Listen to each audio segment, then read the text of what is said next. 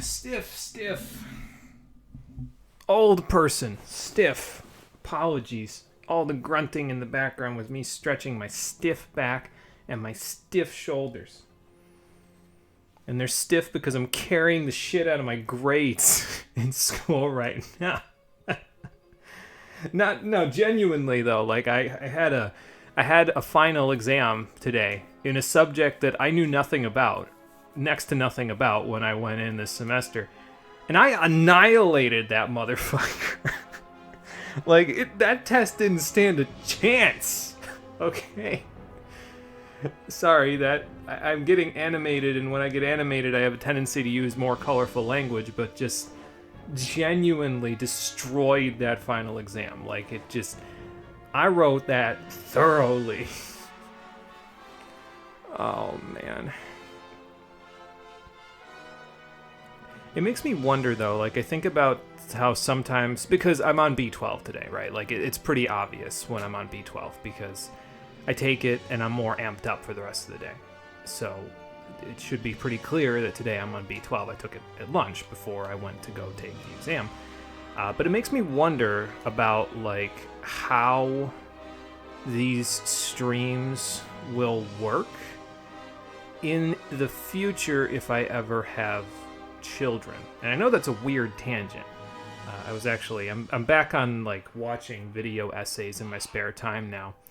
And I was actually just watching one about children having agency as actual human beings, because apparently the idea that children should have agency because they are human beings rather than property is a fairly sensitive subject that not a lot of people, at least not a lot of vocal people in certain situations, agree with. They should have agency. They are human beings. So I guess my mind is just sort of primed towards the idea of kids. And I'm just thinking about it will my language change if I have children? Will the rhetoric that I use on these videos be different because I have kids? Because, I can't present these videos that we're making now to children. I mean, I already dropped the F-bomb. It's been 5 minutes, right? Kids need to know that language exists, but they need to know that it's not something you can just drop, right?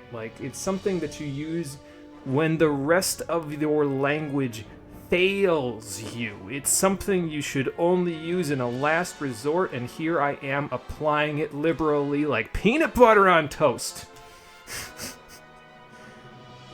Oh, man. So I don't know. I guess sometimes I think about that, though, right? Can I show my kids my old streams? No.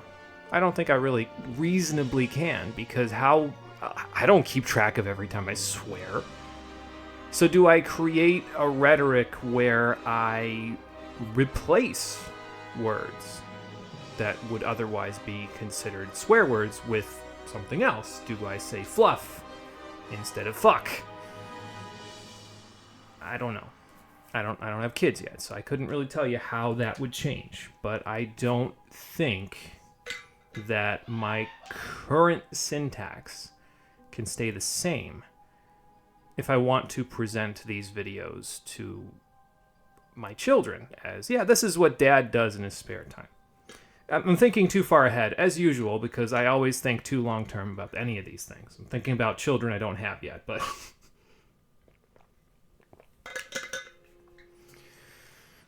But if my mom has anything to say about it, she's gonna be like, you better hurry up with them kids. Want grandchildren, goddammit. But I can guarantee you that there is one set of grandchildren in the world of Amalur that will never see their grandfather after this day.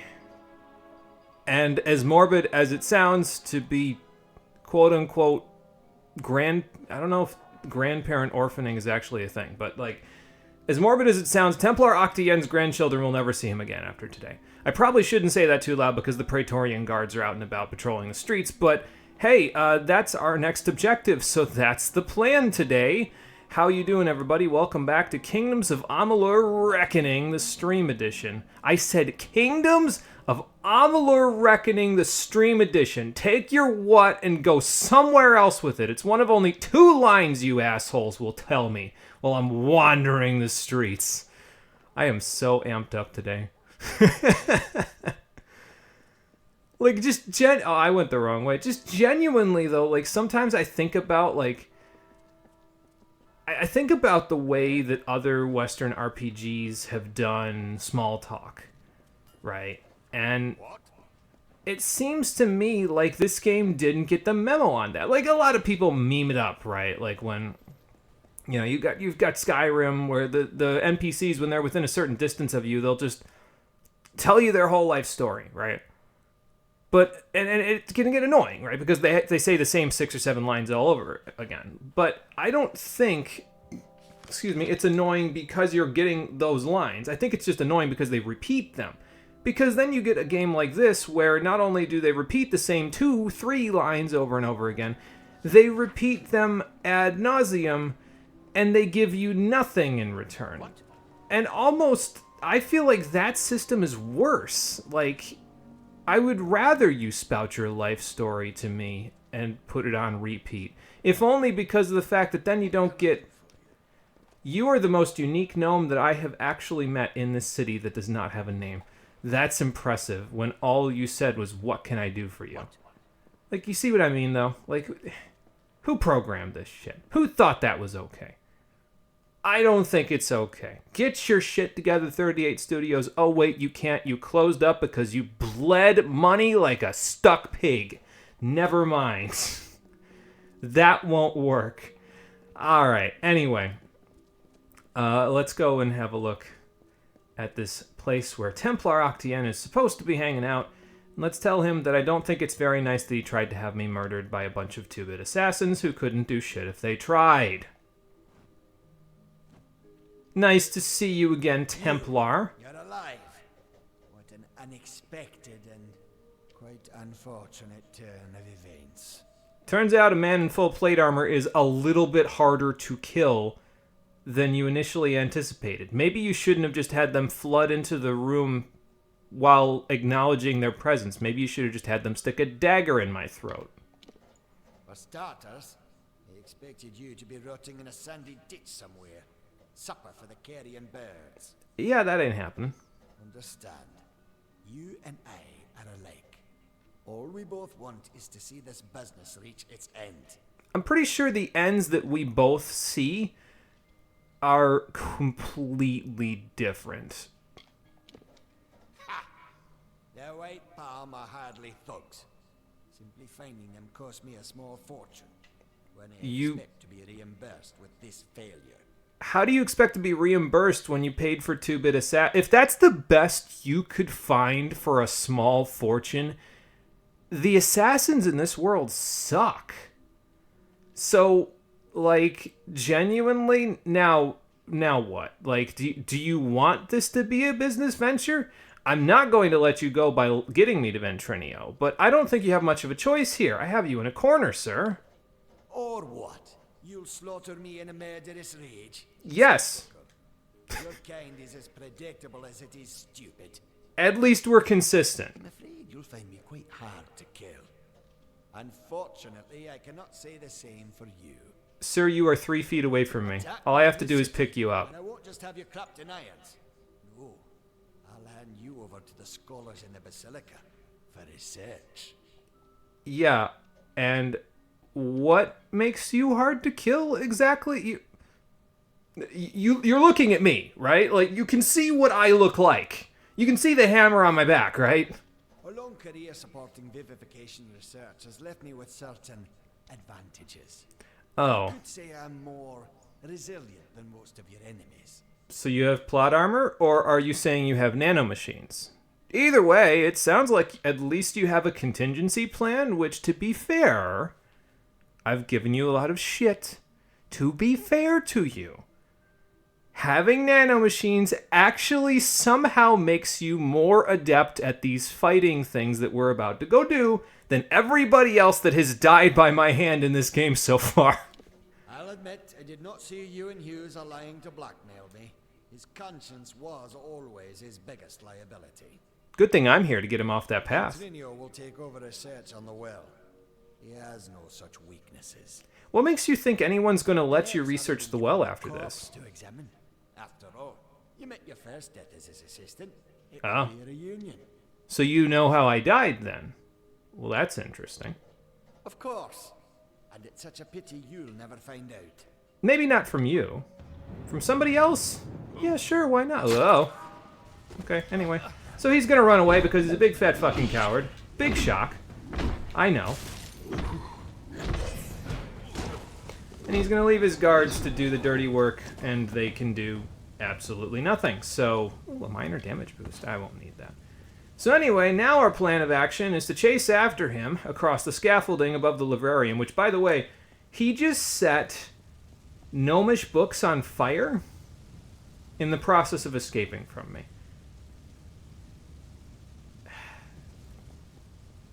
You'd think he would have learned from the Library of Alexandria, but I suppose that wasn't in this world, was it? Maybe this is the Library of Alexandria burning of the Amalur world. But just like, you're going to destroy centuries worth of knowledge of your own people just to try to cuck me? Like, I'd be impressed if it wasn't such a sad fact of life. Anyway, so he's going to spend the vast majority of the boss fight running away from you like a giant fucking coward, so that's just what we deal with, I guess. See what I mean? Can't even pull him. He has a barrier that prevents pulling. And then he runs away from you when he uses a spell. It's also ice, which means you move slower while he continues to do... It's also very strong ice, by the way, as you saw by how, like, not at all I was moving there. So, okay. I guess I'll just wait then.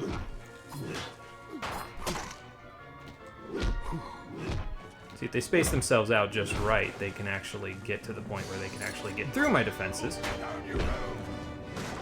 That being said, if you stand in the corner like this, you can kind of get around not Ventrinio, Octien's whole shoot you with spells, pepper you with spells while his white palm assassins do the work for him. So, I guess that's a thing. He will come to you, though, if you stand over here for too long. So that's kind of nice, actually. And that makes the vast majority of this boss fight go something like this, where you sort of just, you know, do whatever. He teleports further and further away and then has to keep coming back to chase after you. And if you have any long-ranged options whatsoever, well, this is the result, basically. Alright, I'm just going to shoot it. I don't know if it's going to hit, but I'm going to shoot it. It does, at the very least, give me the opportunity to get some of my HP back. That being said, his assassins take one shot to kill, so I would just, you know... I think the worst thing that they do is they take your aim, basically.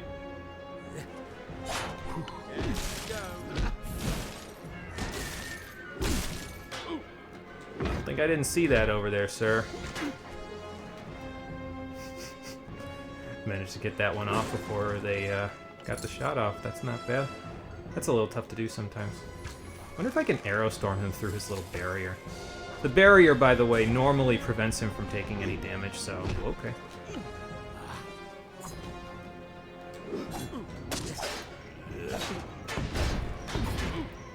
No, this is fine.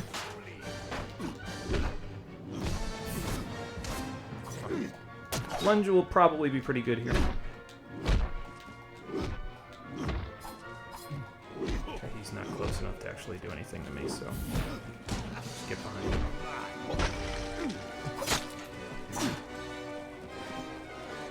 Oh, I'm a little slow now. That's okay. Have a frost trap, sir. I'm really slow now. That's okay.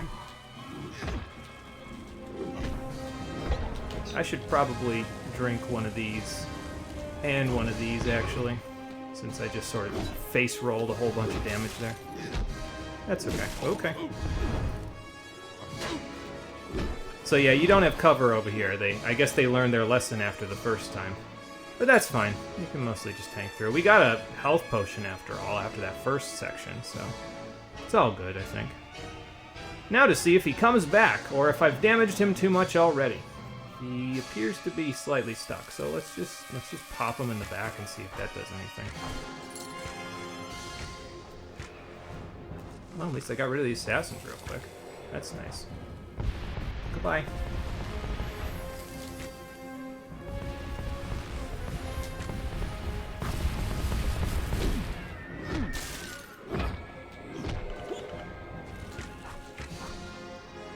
But yeah, it's just literally just as simple as that to get him to stop doing what he's doing. Is just take a pot shot at him. That's it. You don't even need to charge it up. So this is the definition of annoying boss fight, if you ask me, though, because he spends his entire time just sort of running away and saying, "Chase me, chase me!" And frankly, that does not an interesting boss fight make, in my opinion. I want to see now if I do any damage to him from this, though. That hit him. I didn't look and see if the damage actually procced. It didn't do anything. Okay. Okay. We had to do it for science. That's all I wanted to know for, basically. But yeah, this scaffolding is back now, so that's actually, you know, obviously very bad for him. I didn't do that correctly. I tried to put my guard down so I could parry. Didn't really work.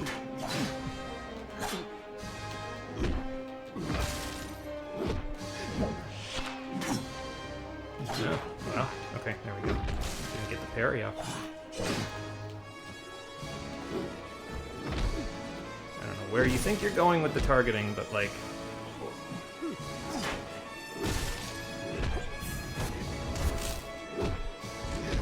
Oh good, he drained a bunch of my mana. That's unfortunate.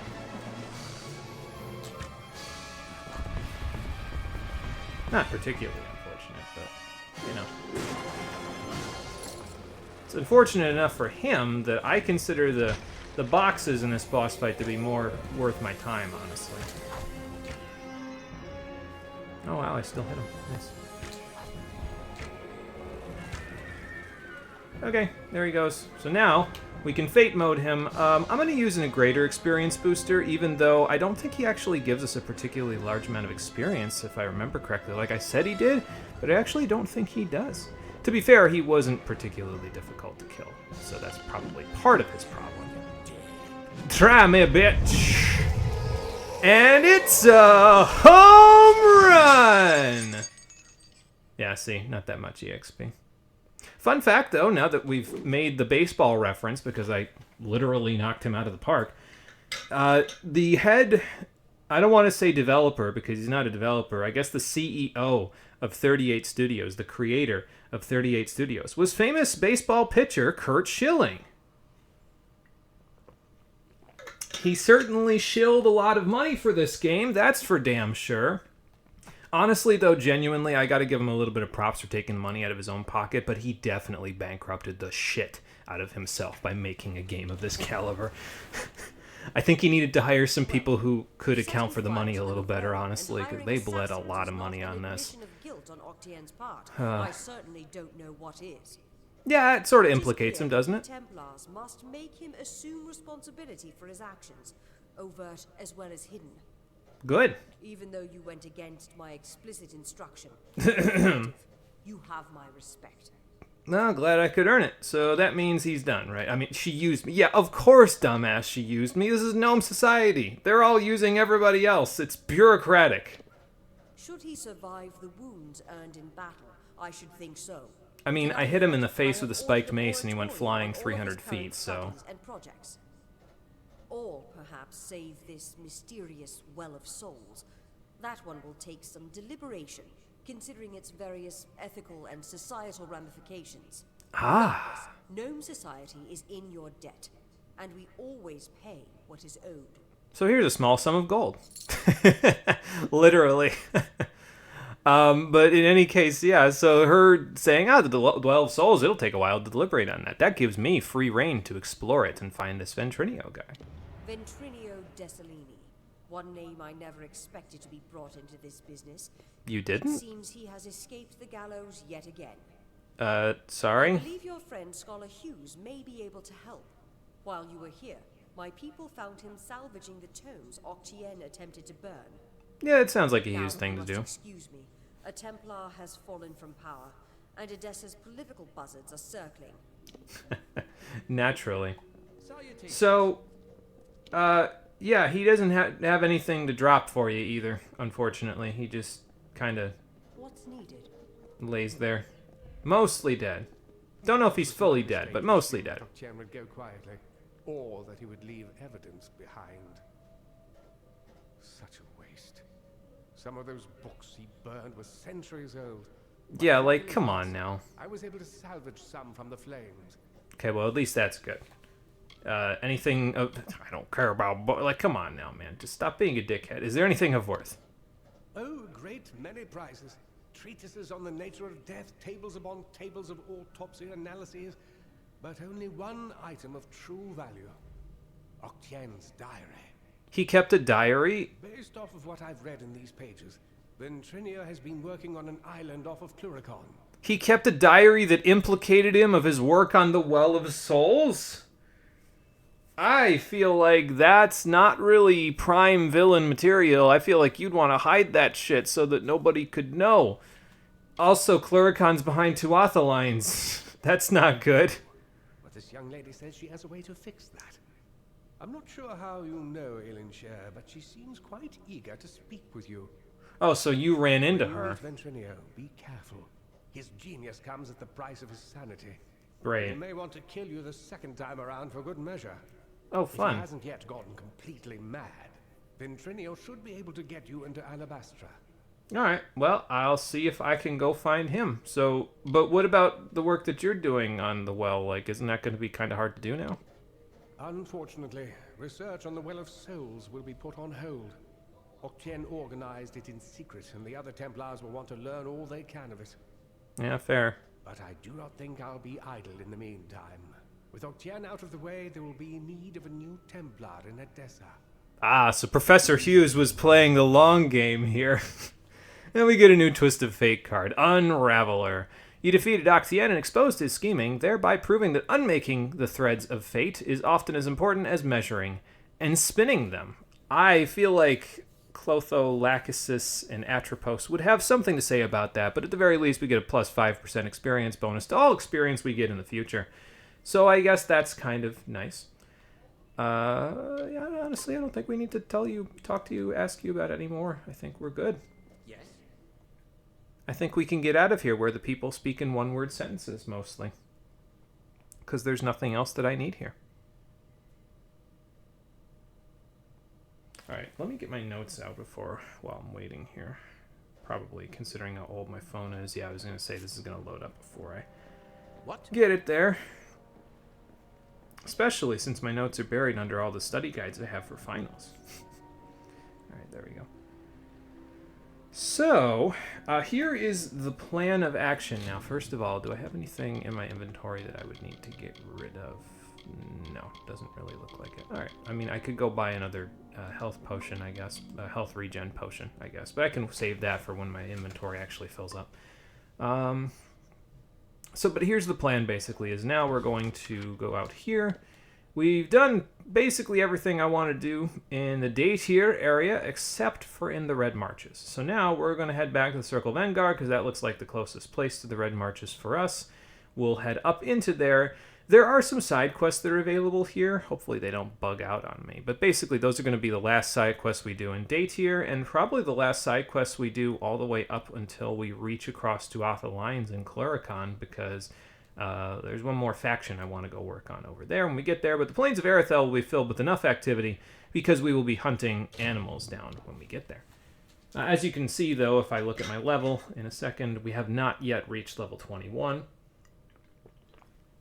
That will change, though, in the Red Marches, because there's plenty of experience to go around, from what I remember. There's quite a few little... There's like a side quest chain that's there as well, so...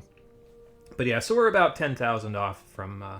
not 10,000, almost 8,500, actually. Off from getting to level 21.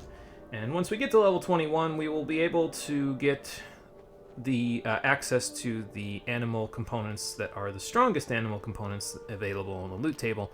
That being said, just like everything else with blacksmithing in this game, I want to make sure that I'm clear on this because I wasn't clear on it before, I don't think.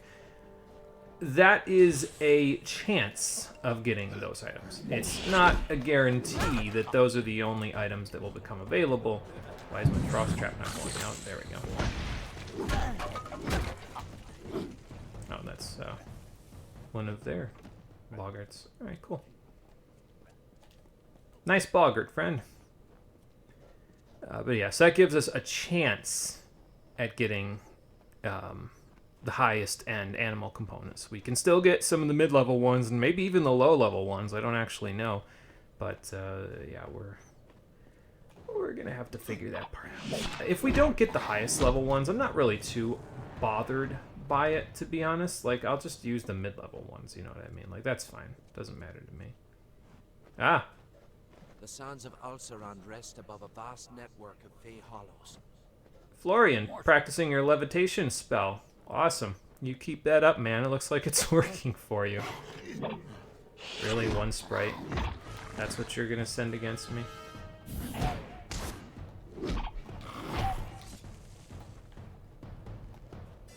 You guys were all the way over here. Your storm champion's all the way over there. Like, what?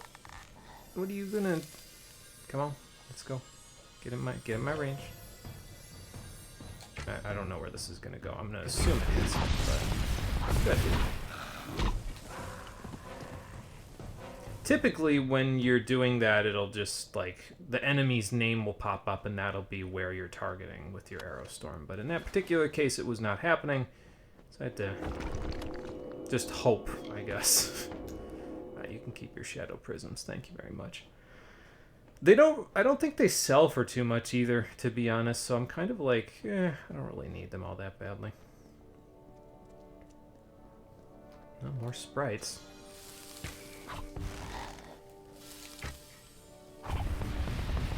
Oh, wow. Okay. Came in sideways. That's bizarre. Never seen it do that before. It's a first for me. I also like how much damage our arrows are doing at this point, even though we don't, like, have a particularly large amount of damage on our bow. Like, just the excess is nice, I guess. Thought you could get me because I was in the middle of shooting, didn't you? Not so fast. Fastest fingers in the Amalur West, boy. I can't be fastest fingers in the West no matter what, because, well, then I could play Devil May Cry 5 at a high level, and at the moment I can only play it at beginning level. Matter of fact, at the moment I can't play it at all, because, well, I don't have access to a PS4 or a PS5. So, I am kind of SOL in that department.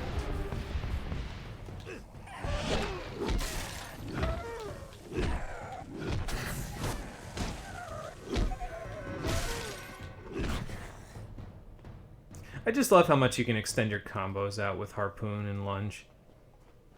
Like, genuinely, I was thinking, like, oh yeah, well, we'll definitely use Relentless Assault. But I'm not, at this point, I'm not honestly sure if we will use Relentless Assault. I don't really feel like I need it. I feel like Relentless Assault just lets me play more sloppily because I can just shrug shit off and, you know, just afford to be like, yeah, no, I don't need to play well. I just need to tank through damage with health regen potions and stuff, you know? So, I don't know if we will use it. Like, there's very few situations where I wish I had Relentless Assault, at least up to this point. And mostly it's like, okay, well, excuse me, again, it would just allow me to play more sloppily if I used it, so. Oh, Death's Touch, Altar of Velen, nice. Oh, good. And the footfalls of another wayfarer grace our ears. I'm delighted. I love when Suppose you're the random passersby force me to stop before I can go If into a so, place. I would not look too hard for anyone. There is not much left to find. And what are you and your merry band of men here for a reason, or? Yes, we are pilgrims of a sort. Missionaries might be a more appropriate label. We serve our God and follow his will. Uh-huh. and you're withholding details from me. I don't know that I appreciate your lack of transparency. It was quite a miracle. A number of my order, all drawn by common faith, came to the village, and we showed them salvation. By killing them, right? There was fire and Yes, blood by killing and them. Screaming, yes, much screaming. It's always where this ends All up. for the glory of the great Balin. Praise be to him.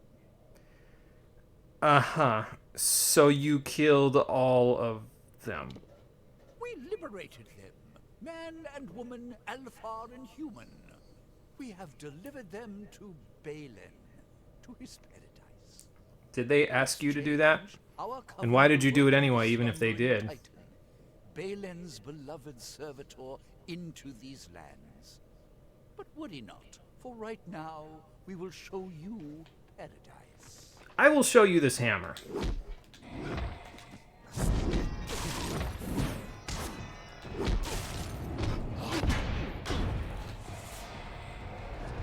Traveling cleric, huh? Yeah, I can bet.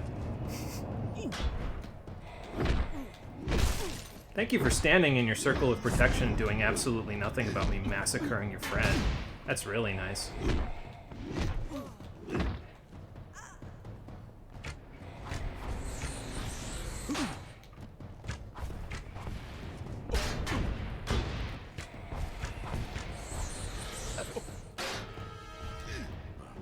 Now you get over here. What makes you think you can escape what I did to your friends? Are they even friends of yours? I'm going to guess not, because all of you are crazy cultists, so probably not. You only had 400 gold on you? You'd think after all the trouble you would have bothered to take whatever was in their pockets too, but apparently not. Like, what kind of garbage assassin missionaries are you? Oh, a gem of leeching. Yeah, junk. 15% chance at lifesteal, in my opinion, is like, nah. You don't really need lifesteal in this game. Health regen is the way to go, if you ask me. So. Alright, we're in Galette. Now, before this gentleman approaches me, oh, it's already auto-saving, so I'm going to wait for it to be done auto-saving. And then once it's done, I'm going to make a save file of my own. Because from what I understand, the quests in this area are pretty buggy. So we're going to attempt to not have that be a problem. So let me just see.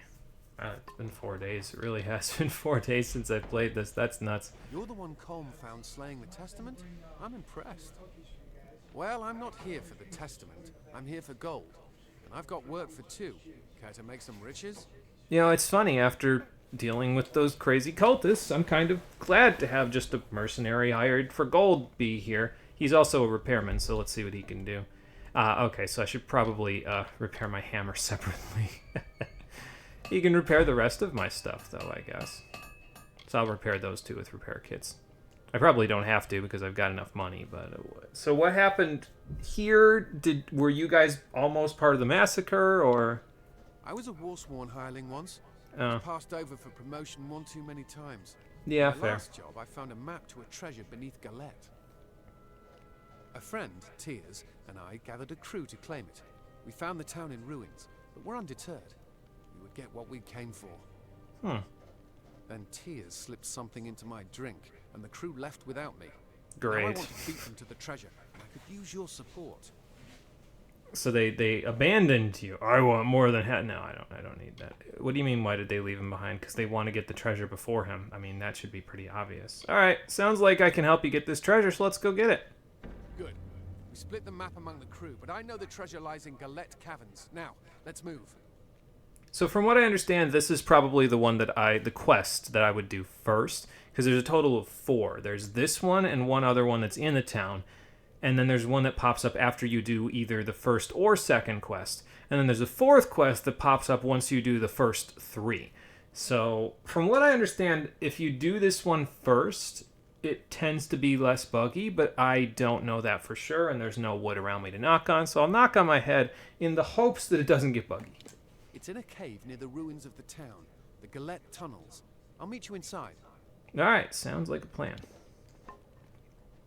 So, we have to meet him over at the cave. He's going to slowly wander his way there. There are bedrolls here, by the way, so if you need to sleep, it might not be a bad idea to do so. I think if I remember correctly, sleeping actually resets the AI so that they all pop up here, basically. So, like, the ones that are quest givers will show back up in town. The demons defile the land. So, The burnt skin of if the you're world waiting for them to knows come red back, suffering. that's probably your best bet. The pallor of death settles on the people of Amalur. We'll talk to, I think that's Colm, if I remember correctly. We'll talk to him in a little bit. The only First, sound we'll go do this other is stuff. laughter. As the embers cool and the wind blows across the desert, life once more erupts from the husk of the earth. And the struggle begins. And what are you guys supposed to be? Belen's Testament Swordsman. Alright then.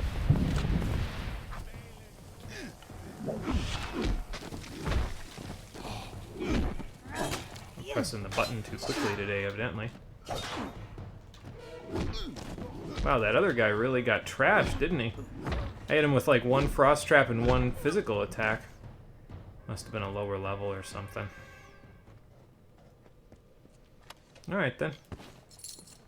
I'll take the money that they had for their missionary work, though. Alright, what's down here? Oh, a bunch of cave mergen? I think.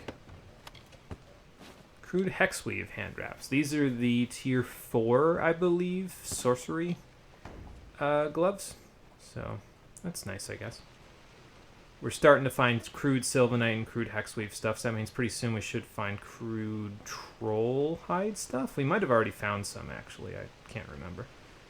But yeah, that's part of it, basically. Oh, look, they found me. Kind of. Vaguely. The cave, I believe, is down on that level. So we'll go there in a sec once we're done taking care of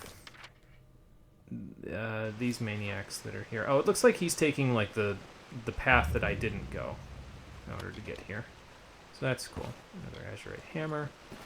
We got hammer time. We don't need azurite hammer. So this is the Tomb of Faragnos right here.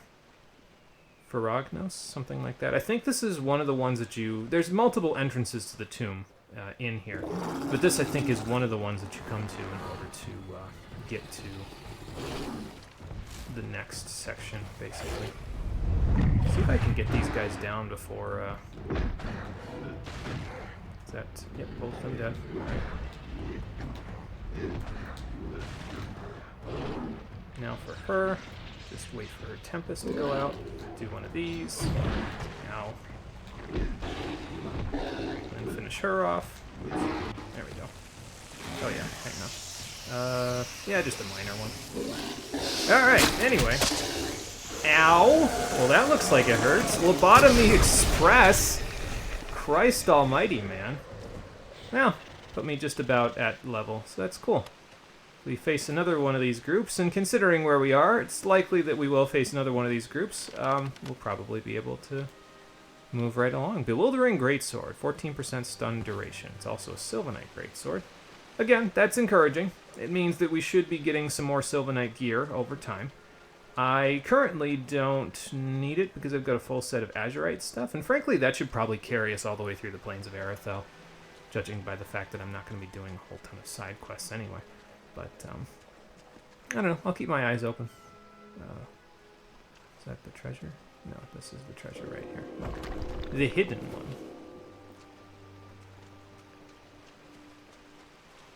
But, yeah, probably if the guy that we're doing this with, Hrade, I think was his name, he would have come across that group in the process of walking down this way, and they probably would have engaged and had to deal with all that bullshit, so it's probably better that we make it so that he doesn't do that. Oh, there he is.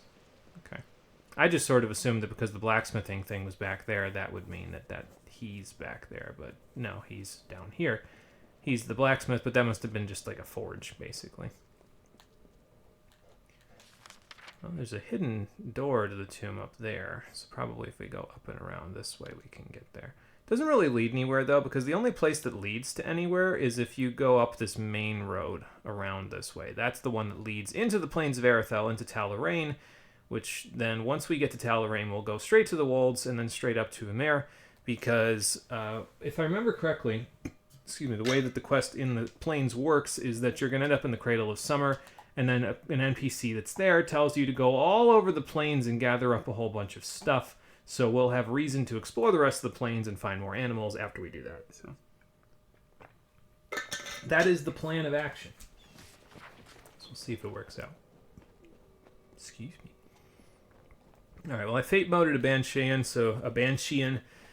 so if there's another one down here, we'll have to deal with them the old-fashioned way. And yes, there is, naturally. Why wouldn't there be?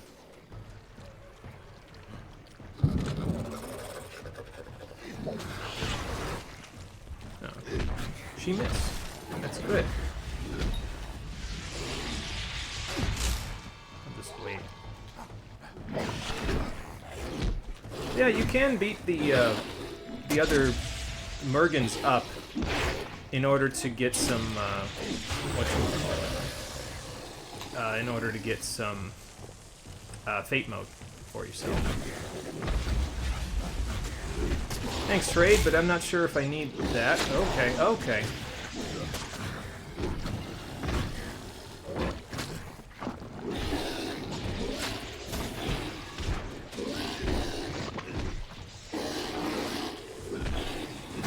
There we go.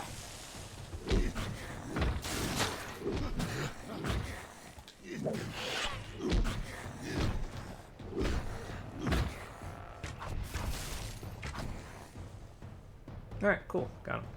I don't actually know if Raid or any of these other NPCs can die from fighting with enemies. I'm pretty sure they can't, but I don't know that for 100% for sure. That's plus 45 health. I'm putting those on. We'd always use more health around here. Especially once my health regen goes up a lot more. Alright, let's grab this, and then we'll level up, and then we'll move into Galette Tunnels. I promise these will be the last side quests we do in Day Tier once these are done. This was mostly just to get me above level 21. Beams of light amidst darkness. You saw it. The eternal clash between the structures of order and shadows of chaos. Slowly, despite their struggles, the war gave way to the grass and the sway of trees in the breeze. The land was cursed by the plague brought on by the Niscaru, but life gives way to death, as death will birth new life. Okay, so we leveled up there. Gave us a bit more health, a bit more mana. The main thing that we wanted to take there was we wanted to take Longsword 6, not because I'm necessarily going to use Longswords, although I will if I find a really good one, but then it unlocks Tier 4 here. Out of Tier 4, this is really only in effect when you take Relentless Assault and you use it, and since we haven't really been using it, I said, I don't know if we need it that badly. But basically it reflects back. It has a chance to reflect damage back to your opponents. I don't know exactly how much damage it reflects back, but I mean, if you're going to go for Tier 5, you're probably going to want this anyway, because a lot of the stuff on the lower tiers from this point isn't really that great, unless you're like really jonesing for great swords. And then this one, Bulwark, it's like you spend one point to have a 1% chance of stunning your attacker every time you get hit with a melee attack. Like, that's not really that great. It only goes up 1% for every level as well, so you get up to a 5% chance. 1 in every 20 hits will stun them. I'm not taking that many hits, if I'm honest with the Kingdoms of Amalur. I mean, I'm probably taking that many over time, but, you know. So, in my personal opinion, probably the best ability you can get in this section of the tree would be Battle Frenzy. You put 5 points into it, and it gives you massive damage increases for every single kill that you make. But basically, you get a total damage boost. That means all damage you do after this will deal, well, more damage by a certain percentage for each consecutive kill. I think it's 10% for the first kill, 20% for the second kill, and now 40% for the third consecutive kill. It gives it lasts 11 seconds, but each kill that you do resets the duration, so it goes back up if you're under the duration. If you're not, it will reset it. This, however, is considered a sustained ability. So what we're going to do is we're going to stick it right there for now. We're going to do this, it'll eat 30% of my mana bar, so now I can't use 30% of my mana bar because I am sustaining the use of Battle Frenzy in order to get my Fists of Fire back from Final Fantasy XIV, because I can never escape that game no matter how hard I try. And now, we don't need to have it on our UI anymore, because it's just going to stay active even if we take it off. As you can see here, I have Frost Trap back on there, and my fists are still on fire, so yeah, so you don't actually need to keep it on your bar. You just kind of stick it there, and then set it and forget it. And I wasn't going to take it because, honestly, I thought it was going to make the game too easy. So I was like, I'll probably just take 5 levels out of 6 in Vengeance for the Reflection. But since we're not really using Relentless Assault at all, I'm not sure if it's worth it. So we might as well just take Battle Frenzy. Let's clear out these kobolds first. Alrighty, sounds like a plan. So the treasure's probably behind them then, huh? It's in these tunnels, but something happened here. It looks like we've got to deal with these kobolds before anything else. Fair enough. But yeah, the main thing is, like, the only thing about a lot of the sustained abilities in this game is that they have, like, a sound effect attached to them that kind of plays in the background a little bit. I don't think this one is too overwhelming, but let me know if it is, because I'll turn it off if I have to. Like, I'll just leave the points in it and won't use it if it makes too much of an annoying noise. So, like, I know for a fact that another one that I'm going to take, not because I'm going to use it, but because we need it in order to get to Tier 4 in Finesse. Is that Prismir? Wow. Tier 4 in Finesse requires... Well, not requires, but it's going to have me using a couple of other abilities that I... wow. Okay, yeah, go ahead, do that. Whack yourself upside the head with the frost traps because you just went through my attacks. That's great. But yeah, Battle Frenzy's active now. But basically, one of the other abilities we're going to get in order to get to Tier 4 of the Finesse abilities is Envenomed Edge, which I'm not really a big fan of that ability. It doesn't really... Did that thing just pull him based on who he's aggroed to? Well, that's bizarre. Maybe not bizarre for this game, though. But yeah, not really a big fan of the ability. It gives you like a flat percentage chance of poisoning an enemy when you've got it equipped, and in exchange you use up, I think, like 15% of your mana to do it. And it's like a 15% chance, too, so it's not really that high. But I'm going to use it just because I don't really need to put the points anywhere else. So we'll put it into that so I can get access to Tier 4 of Finesse, which is where I really want to be, and where the abilities I really want are. What did this say? I wasn't paying attention. This lever seems to have locked in place. It seems locked in place. A small knob is situated at the base, which can be pointed in one of 4 cardinal directions. I guess Raid will tell us about that after we're done with these Shadow Legends. Get it? Raid Shadow Legends.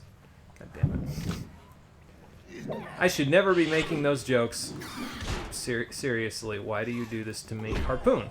You need to pull them to me so I can use you as a melee ability.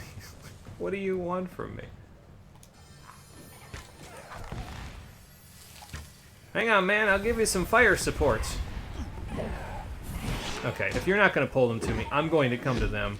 I'm just going to lunge at them from now on.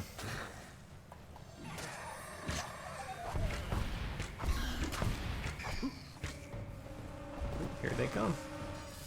I can't even see them. I'm going to assume this arrow storm will fly true.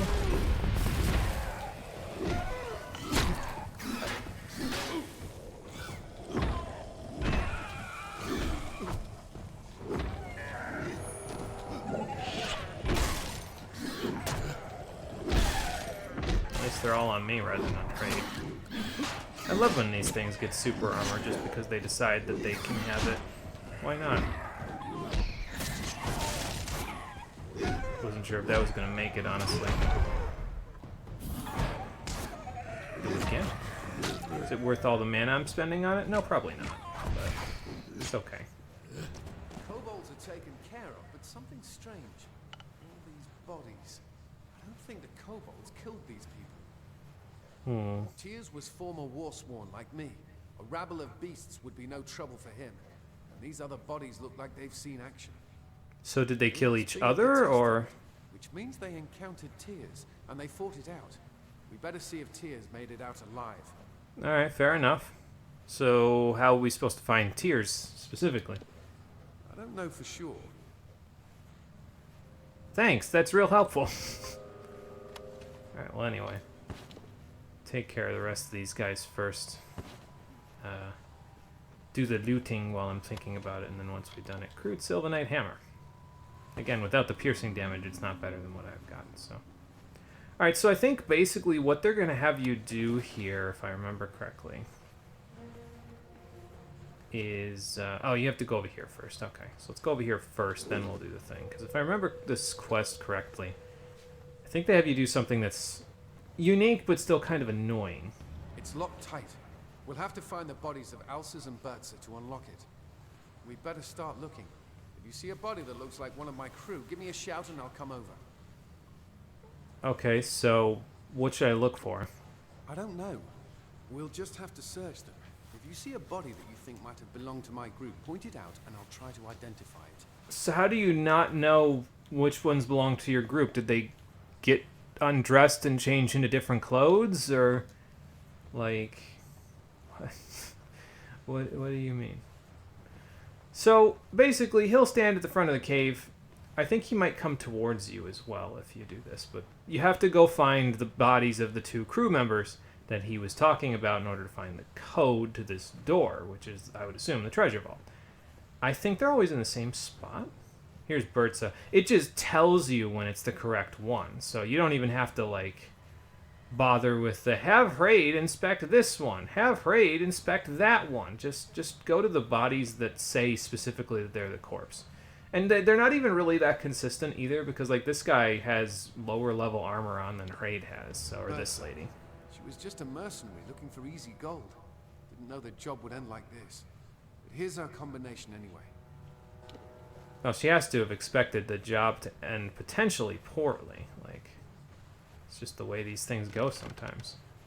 Sometimes the job just goes south and you have to make a break for it. Discretion is the better part of valor, even if the treasure you have is pretty good. Yeah, the rest of these people, I think if you inspect them, he basically just says, nope, that looks like a Testament member to me. Not one of my crew, anyway. So.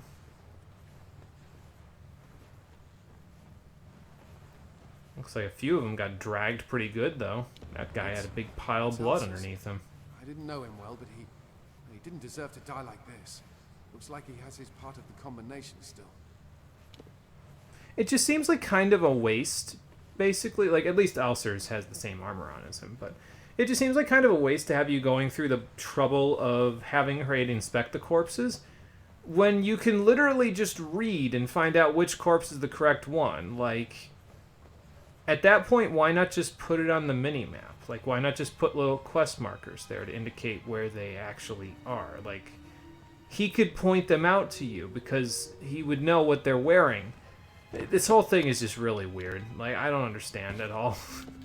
Incinerating Greatsword. Well, that's approaching the damage that my hammer has now.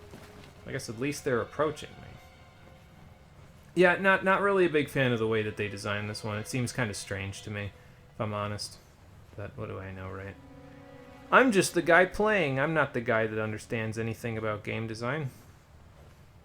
I can't really say that I understand anything about game design either, though, to be honest, because, like, I haven't created a video game in my lifetime, so I don't have first-hand experience with it. I've just played a lot of video games, so I know, like, which tricks work and which ones don't, but that doesn't make me privy to design elements, you know. Anyway, we found the bodies of Raid's crew, so now we can enter the correct sequence, so let's do that. Up, up, down, down, left, right, left, right. Wait, there's no BA and start on this lever. Oh well, it worked. That's fine. Is that Tears? It's Tears. We're already too late. Wow. What happened? I don't know. Tears never ran from a fight in his life. It's almost like he locked himself in here on purpose. I wonder if that's what he did. If he knew he was dead, why go through the trouble of hiding in here? 'Cause the big coward? To keep the Testament from getting the treasure. Wait, did you hear that? The Testament's come. Oh, fun. More people to send to Bellin. I'll do their work for them. Oh, they're not even here yet. Okay, well, then I guess I can prepare. I would say give it a shot. Why not?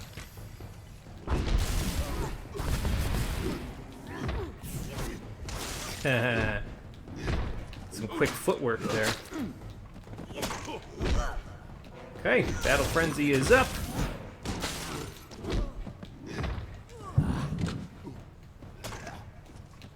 Can I get you from here? Yes, I can. Good. And goodbye. And it's settled. My crew got the door open, the Testament came in, tried to take the ring, and ushered everyone into paradise. Damn fools. We only came here for the money. It's all we wanted. Yet Tears kept the ring from them. He thought it was more important than his life. Why? Maybe he knows more than he let on. Testament's done enough. I'll make sure they never repeat what they did here. Take the ring. I no longer want it. I'll see you at camp. Alright, fair enough. Thanks, Raid. So the ring is just a ring. Like, you can equip it, but it doesn't have any special effect on it. I would not sell it yet, though, because if you're going to do the rest of these quests, it has a purpose. So, oh, gold nugget.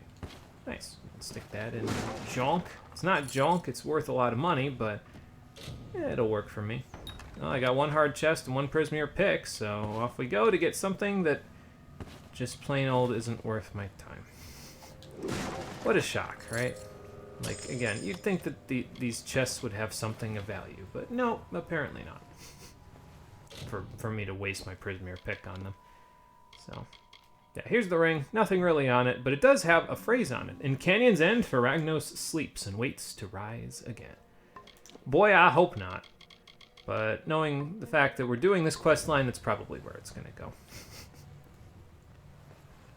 Actually, it's kind of nice. Like, Battle Frenzy adds that damage bonus to you, so, like, obviously you end up doing more damage so you can end fights quickly, but it also sort of gives me a reason to maybe potentially even need to use regen potions for mana, because I might run out before the fight is over if I keep weaving and weaving and weaving. So, I don't know. It might be worth my while for a little bit anyway. I saw this chest before, but I saw the dispelling, and I was like, I don't know if that's really gonna... it's average. I don't really want anything yet. Alright, so it says that hidden door is on this level? Can't be right? Like, that's up from me. It's gotta be. Because I don't see... Yeah, it's up from me, because I don't see anything on this level that's even remotely near me. So, and that's not a hidden door either, right? Yeah, that's a tomb, so we're not going to worry about that part. Instead, let's head back to camp. Now, the, whatchamacallit said that you should walk to camp. That basically, I looked at the bugs that can potentially happen in this section. And it said every time you complete a quest, you should walk to camp and then rest for an hour so all the NPCs can reset at the camp. So that's what I'm going to do. I might reset for I might rest for longer than an hour because it looks like it's nighttime now. Although the sky is green, so I don't know if that's a good sign or a bad sign. Probably not a good sign anyway. Usually it only turns green when there's a radiation storm. Wait, that's a different game. Never mind.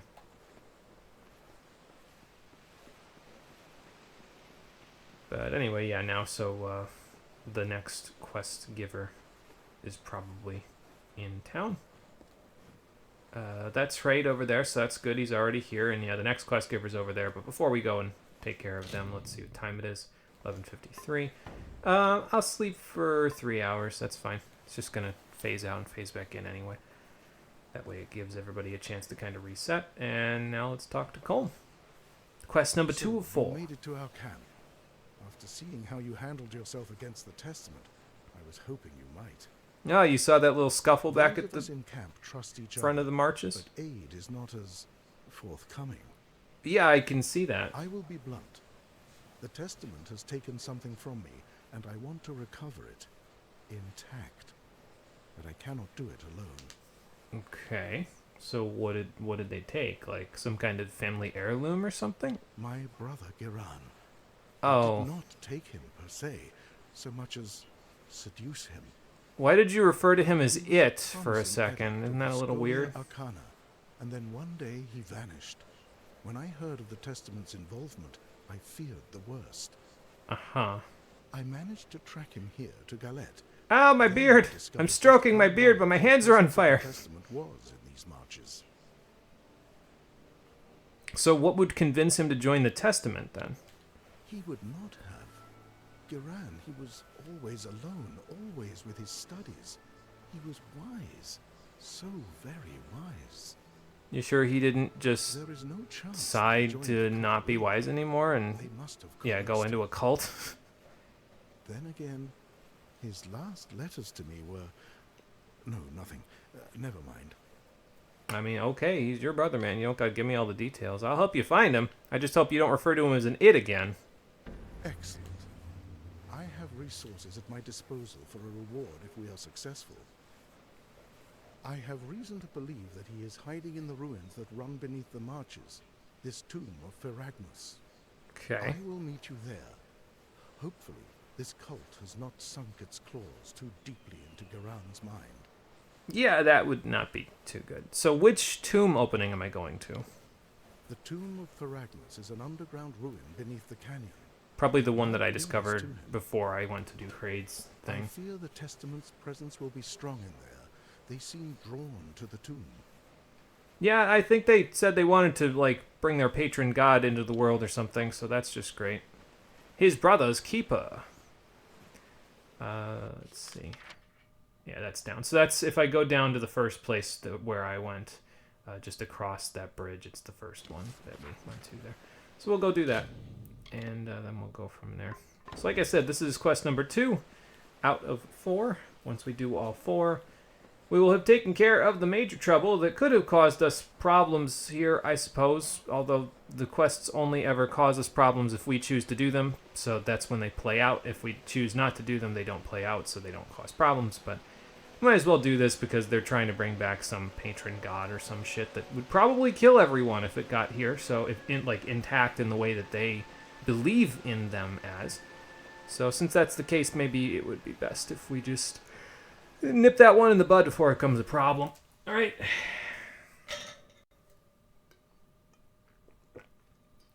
And then once we're done with that, just wait till we get to the plains. You'll see how much quicker this goes once we get there. All right, Colm, you and me, let's go see what they're up to. I guess we're not going through that door for now. So he is a mage, unlike Kraid. Kraid is out in the midst of everything. Okay. So, Colm will support you from a little bit further back with his spells, and that actually works pretty well with my particular playstyle because he can support from afar while I go on blast from melee range. So that's kind of nice, I guess. I'm not seeing whatever these traps are supposed to be. So, are they near Colm? Or are they below us and I'm just confused? Huh. Well, anyway. He's moving now. And again, as far as I'm aware, I don't think he can die to, like, battle and traps and all that stuff. So, like, unless you decide to go aggressive mode on him for whatever reason. Okay. Nice fire mine. I might be able to disarm that before it becomes a problem, actually. Yep. Nothing good in the disarm, but, you know, a couple of little things I can sell for a little bit of money, I guess.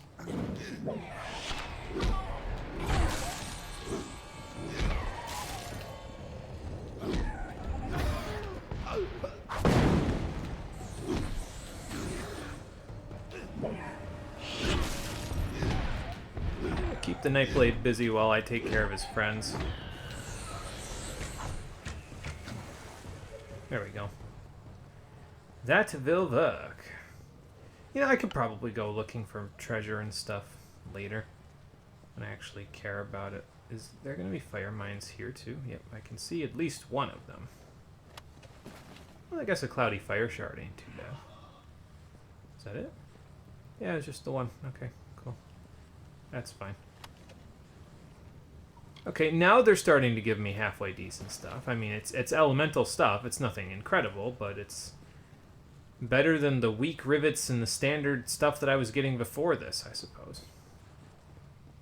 You know, you could probably run ahead of him and just kill everything and disarm all the traps if you really wanted to, because it seems like after each fight you have to walk over to him manually in order to get him to actually do anything, but that's okay.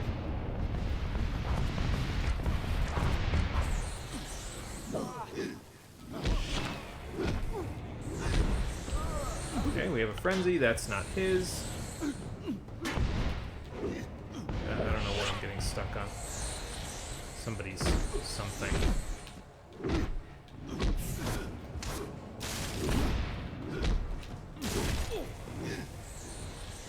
Alright, cool. What do you got, Skeleton? Oh, greater experience booster. Thank you. That's very nice. Yeah, see, that's what I'm talking about. Like, what do I need novice strings for? You know, if you're gonna give me stuff that's not really all that great, at least give me, like, the elemental version of whatever trap you're, you know, dealing with here. So. But what do I know, right? I've already said that. It's like, you know. He's probably going to trigger some mines on his way through, isn't he? So far, so good. 2 weak rivets on that one. How do you make a flame mine out of 2 weak rivets, anyway? Like, that feels like something's not right there. I'm not going to be able to disarm this now that I walk past damn mine. Never mind. I was mashing the X button to see if I could do it, but evidently I didn't have to mash because it would have worked anyway. There's another one. Okay. Walked a little too close to that one before pressing the X button.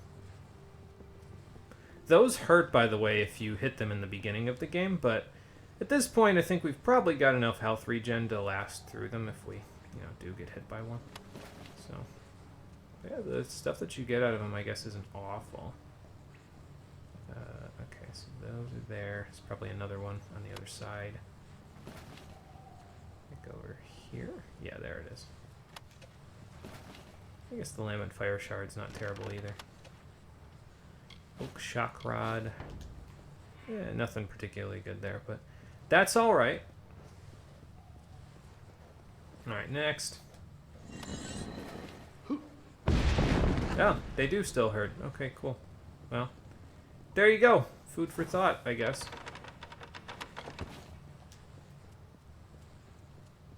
was gonna say, and to disable my health regen, but that's not true. So.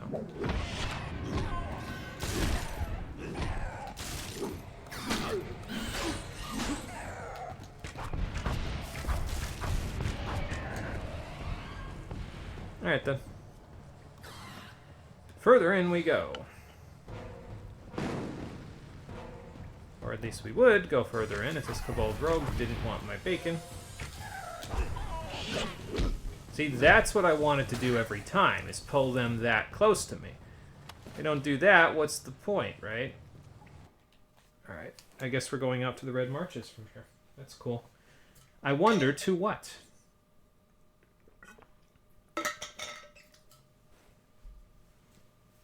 Guess we're going to find out in just a moment. But yeah, like I said, with the sustainability with Battle Frenzy, you don't have to have it mapped in order to keep it turned on. It just stays on, so yeah. Oh, well. He's been busy.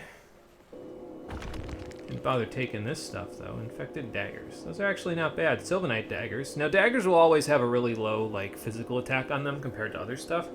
But that's because you mainly want to use them for sneak attack criticals in order to get the most out of their damage.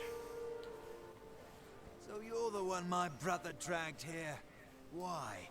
Did he tell you to save me from the Testament's influence? He mentioned that they stole you from them. Fools. I joined of my own volition. Do you need proof? Look to the bodies at your feet. You gaze upon my work. Why would you do this to all these people? What made you decide to join them? Because they offered me what no one else could. A chance to grow. To do what has never been done. What, kill people? Because that's been done plenty. And the Testament will supply me with all the subjects I require. Control of what? Oh, right. You're never going to elaborate on that. Well, you seem like a troubled mind. We could probably get you help, although I don't personally know where we can start to look for mental health resources in a world like this, but... Help me? Help me? You find yourself sorely out of your depths. Try me. The Testament has shown me how to channel my power, so that I can perform great deeds rather than read about them. Are great deeds killing? Because I'm not sure I'd call that great. Are still with me.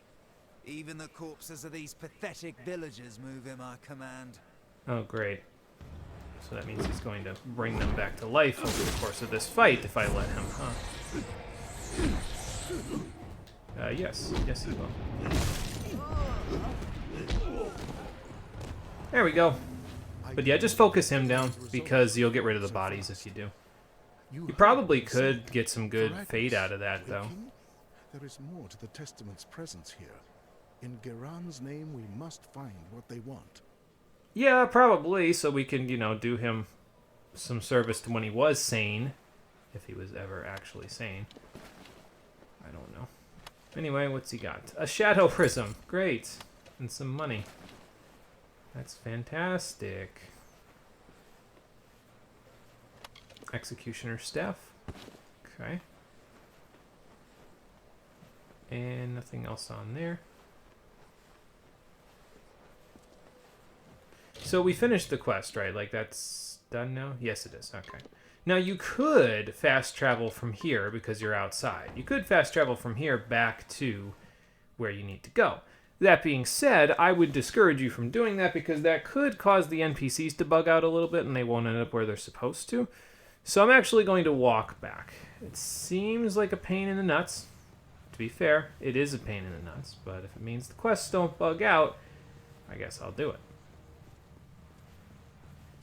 It's not like I haven't done this before in Champions of Norath. I think we backtracked through a few areas in that one, if I remember correctly. I did have full fate bar for that, so I probably could have just slapped him on the wrist with it, but it's fine. We don't really need that much experience. We're above level 21 at this point, so we're in the money for the potential rewards that we can get out of it now, so that's good. I probably could have, like, mashed X there and gotten the disarm. But, oh well. So just sprint our way on out of here. And then we will head back to the camp from there. You know, I saw that coming and I didn't even bother getting out of the way of it. That's entirely my bad. Okay, so what did we not get here? So we needed the key in order to get in here further.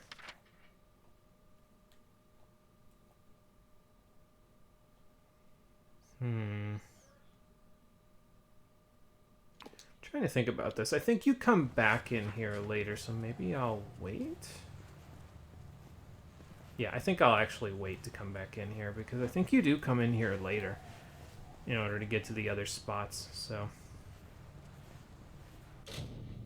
what's it pointing me to? Oh, okay, it's pointing me to out of here so I can go do the Great General. So I don't know why it's pointing to that other door.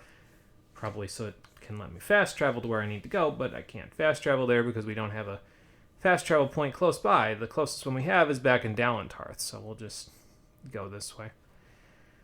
And like I said, I don't think I'm going to fast travel back to the camp because the game says don't, the wiki rather says don't do it. So since the wiki says don't do it, I will not do it. I will just sprint back to where I need to go. We'll get the third quest, then we'll get the fourth quest, and then we'll go from there.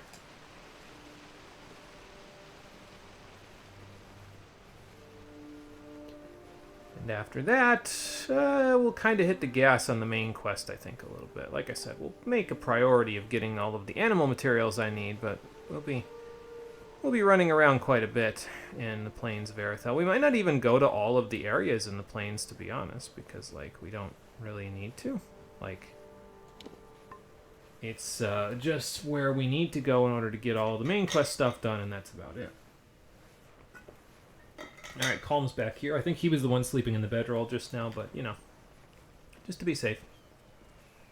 Well, it's their chest. I don't think I particularly need that. And who are you supposed to be? Eve Dunbert? That's even your real name? Yes. So you're the dread Colm found gutting the testament. Good for him, I say. Looks like you can do some damage. I do have a big hammer, so yes. Black eighth to some. Okay. You're half as skilled as Colm says, and I'd like to make an arrangement with you. Judging by your face paint, I'm going to say this arrangement will probably involve killing people. The testament has swept through the Feylands like wildfire. Actually, they've only swept through here. Back, they came to my farm, salted the earth, left not a stone standing. They tore my husband to pieces in front of me. Oh. Their mistake was to let me live. Yeah, probably. Them suffer, and my plan takes two.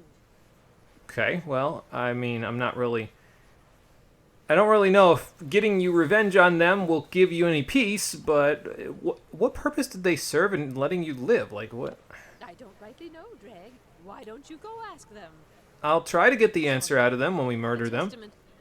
They believe death to be salvation for all. But though they killed my family, they let me live.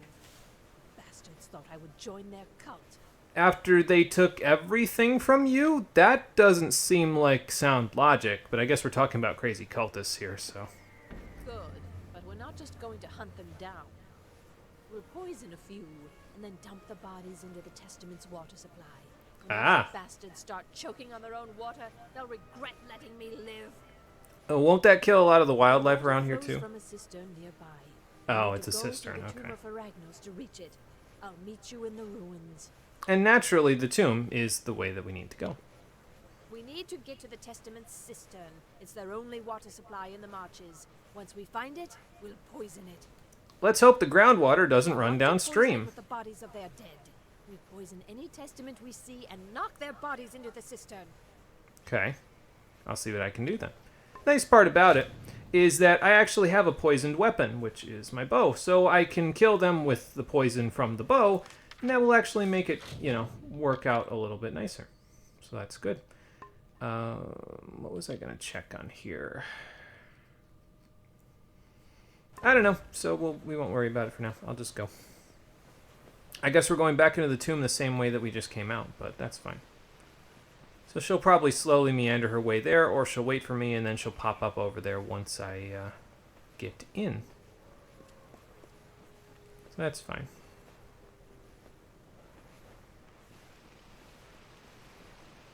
Yeah, Battle Frenzy, I think, will probably come in most handy when there's a big chunk of enemies all together. We can get some, Arrow Storm chip, we can get some Frost Trap chip, and then once we get all of that going, we can kind of kill them all a little bit at a time, so that way we get our bonus and get that extra damage out. The extra damage isn't necessary, obviously. It just makes it so I kill things quicker, but I don't know. Honestly, the rest of this game, after the House of Ballads, where I'm just indignant about the way that they structured the quest line, after that, the whole game just kind of puts me to sleep, to be fair. So, it's very, very much Snoresville, if you ask me.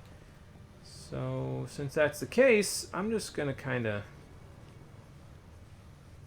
Okay, well, she's supposed to be in here, but she's not in here yet, so let's go back outside and see if she pops up in here. If she doesn't, then we could have a problem. I may have not wanted to open that door, to be fair. But I don't know that that would cause the issue. I don't know if it's just because she hasn't gotten here yet. Okay, well, now I have no quest marker, so that's fun. Let's go see if she's inside here now. It said to go in here, so... There she is. All the way over there. Oh, and now I'm over here. Teleportation. Okay, so the cistern is... Okay, you're not going to tell me where it is. So I'm just going to follow you. Yeah, it looks like we're coming in this door anyway, so... That's probably why she spawns in after you do one of the two quests, is because you need one of the keys to the tomb in order to actually get inside of here, so... At least that would make sense to me, anyway. What are you shooting at? Oh, okay.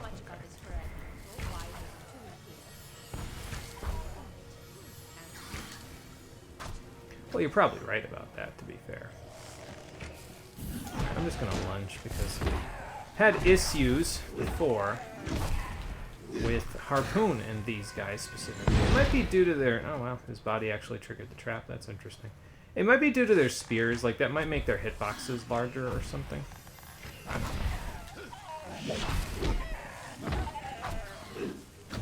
Okay.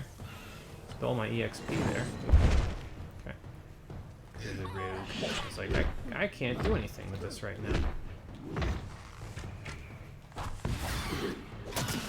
What the hell happened there? I tried to swing my hammer after shooting my bow. I thought I gave it enough time, but evidently not, because it just started zapping again. Okay. So this is where we're gonna go, huh? Alright. Let's go see what we can do here, and then we can just pepper all of the enemies with arrows and arrow storm to get the poison going.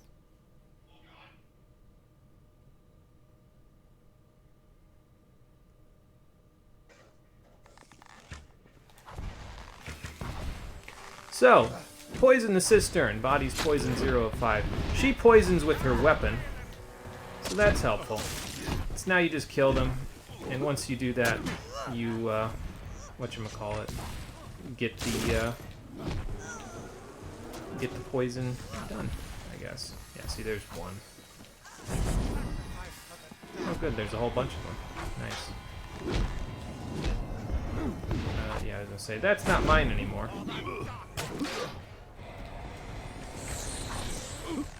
That's not my sorcerer anymore.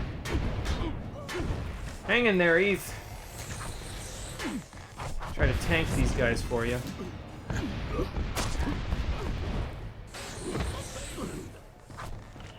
didn't press that in time. I did not.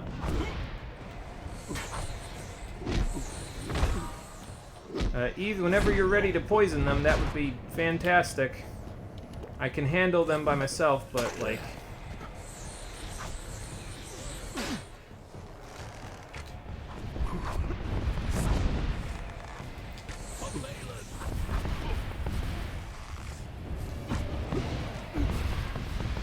Okay.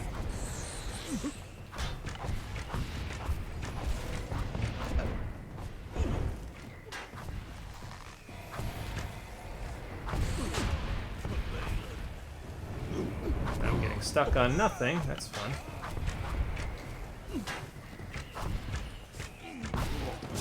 Lord, there's a million of them. I don't know if I'm getting the poison properly, to be honest. Like, I'm trying to ensure that they're poisoned, but so far I haven't gotten the prompt. I think we've gotten it twice. Not sure about that, though. Alright, I'm getting a little sick of this shit. So, okay. Getting a little sick of this shit, so I'm just gonna send you all to the grave real quick. Not these guys. Okay, there we go.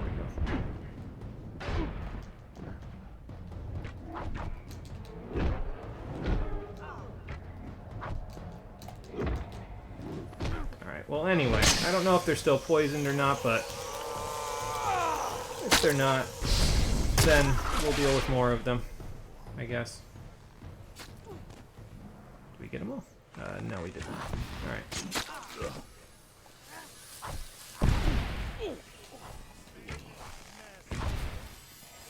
Evidently not. We did not get them.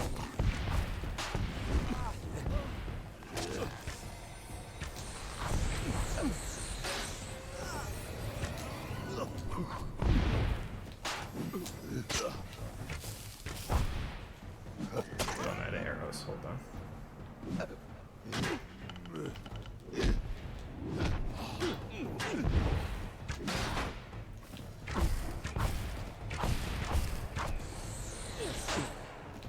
How many more of these guys do I have to kill while poisoned to get the poisoning up? Like, hello? Am I doing something wrong? Oh, well.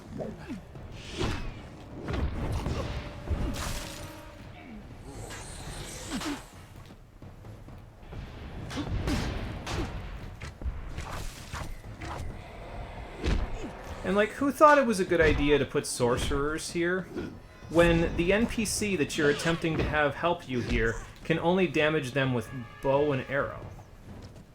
Like, what purpose does that serve? Alright, how many have we poisoned at this point? We've poisoned one body. Knock their corpses into the cistern below. Okay, so poison them. And then somehow manage to knock them into the cistern. Despite that being, you know, a task, for sure. Okay, that guy didn't go in. Like, how am I supposed to control the way that they go, though? Like, I don't know if you know, game, that's not exactly easy to do.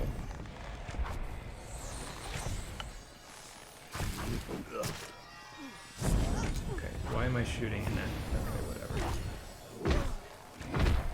Stay poisoned. You motherfucker.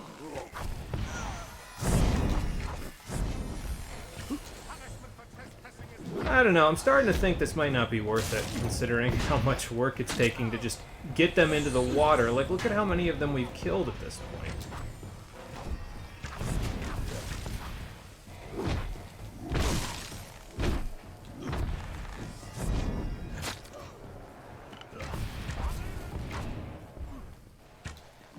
No, and I want you to aim at this one, the one that I'm specifically trying to aim at with poison. Yeah, see, this is what I mean, though. They stand in the circle of protection, and they actually cannot be poisoned at all. So, like, what do you want me to do? I also don't have any arrows left, so... Oh, good, she's dead again. That's fun.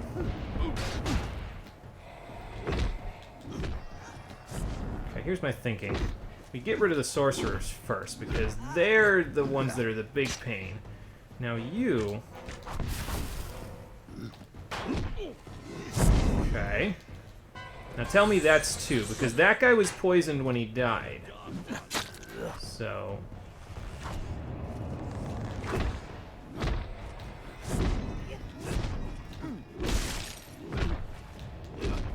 Okay, so she's just walking around at this point, which tells me that something's... Hang on, let me reload a save here, because this is starting to get a little on the ridiculous side. Like, there shouldn't be this many bodies just hanging out here and them not being poisoned and all that stuff. Let me try reloading, seeing where we end up here.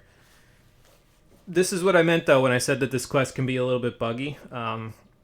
If this doesn't work again, I think we'll just abandon it, to be honest, because, like, I don't really need to do this. Now, it would be easier, obviously, if I had, like, a poisoned melee weapon, because then I could just poison them with the melee weapon, but I don't have a poisoned melee weapon. I have to poison them with my bow, and then quickly kill them after that, so... Alright, so since that one's... Okay, I guess that's fine.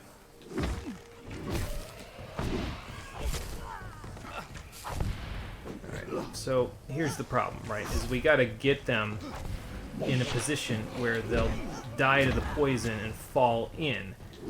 And that's not the easiest thing to do, as you can plainly see by the fact that I'm struggling with getting them in there. Okay, there goes one.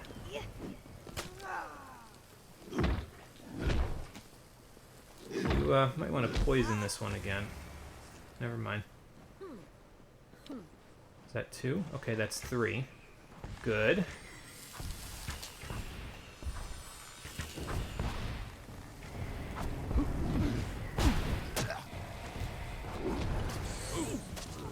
Alright, you deal with those guys. I'll take care of the sorcerers, I guess.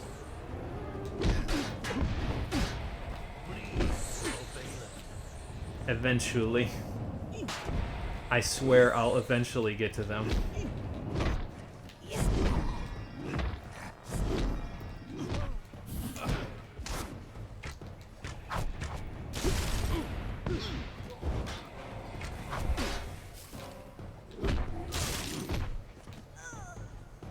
Okay, off you go.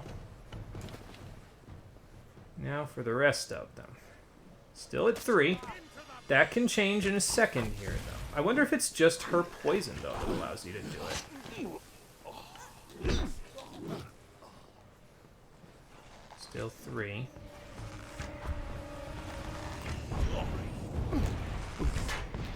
Yeah, it's not supposed to do what it just did there, by the way, where it's, like, struggling to survive the, whatchamacallit, the game's engine, basically.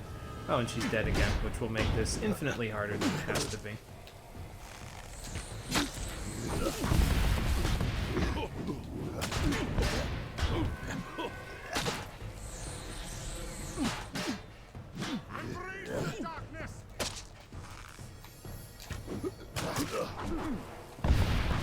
Okay, poison again.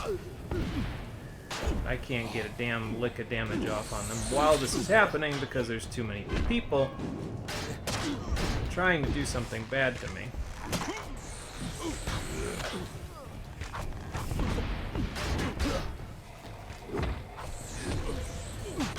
don't think that guy was poisoned, unfortunately. These ones are now, but... Yeah, I was kind of hoping that wouldn't happen. Okay, back to the regen potion, I guess.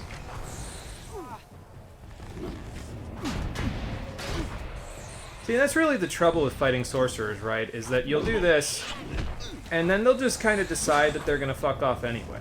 And it's just like, seriously? Like, and now he's not gonna be poisoned by the time I get to him. Okay, maybe not. Never mind. That's 4.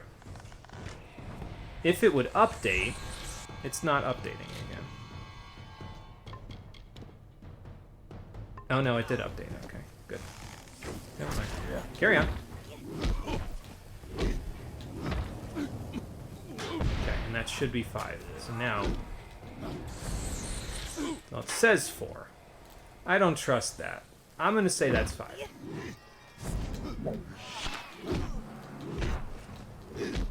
Especially since this one's about to go. Never mind the game. Okay, they went in the water anyway.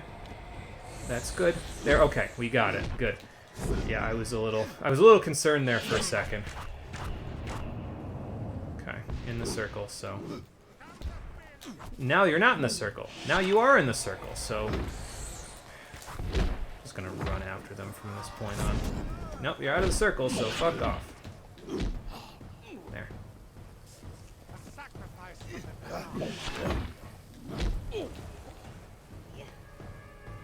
Okay, well, that was a massacre. But, at the very least, this time it did not bug out on me. Which is good. Greater divine rivets. Oh, okay. Sure. Then it's finished. In a few hours, those bastards will know what we did here. And we may have killed some of the wildlife around here. 2 years of planning, tracking, finished. I thought... I didn't know what would happen. You didn't? You were planning on killing them. Like, what? I've killed how many of the Testament? But I feel nothing at all. No shit, Sherlock. Killing them doesn't do anything to relieve the pain you felt. I don't know that anything will. You kind of have to live with it and make peace with it. You won't be one of these people, but you're still killing people. You're right. I didn't murder them so that they could find salvation. I only wanted justice. Yeah.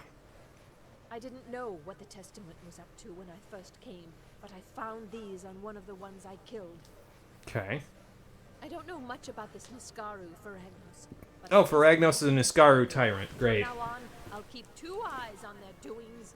You do that because in a moment, we're all going to need to keep eyes on their doings, considering what we're about to probably go do.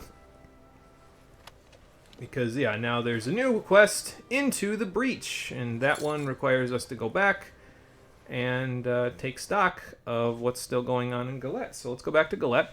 We'll take stock of that. We'll finally take care of this whole mess after that whole mess, and then we will get the hell out of the Red Marches forever and not come back.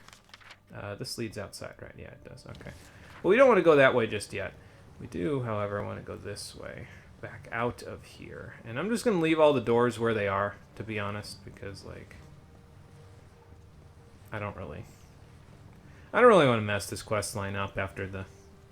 I don't even know necessarily that it was being buggy previously. I think it was just because we weren't flinging the bodies over the edge, which is harder to do than this game seems to make it seem like. Like, it's not like I can pick the bodies up and throw them, you know?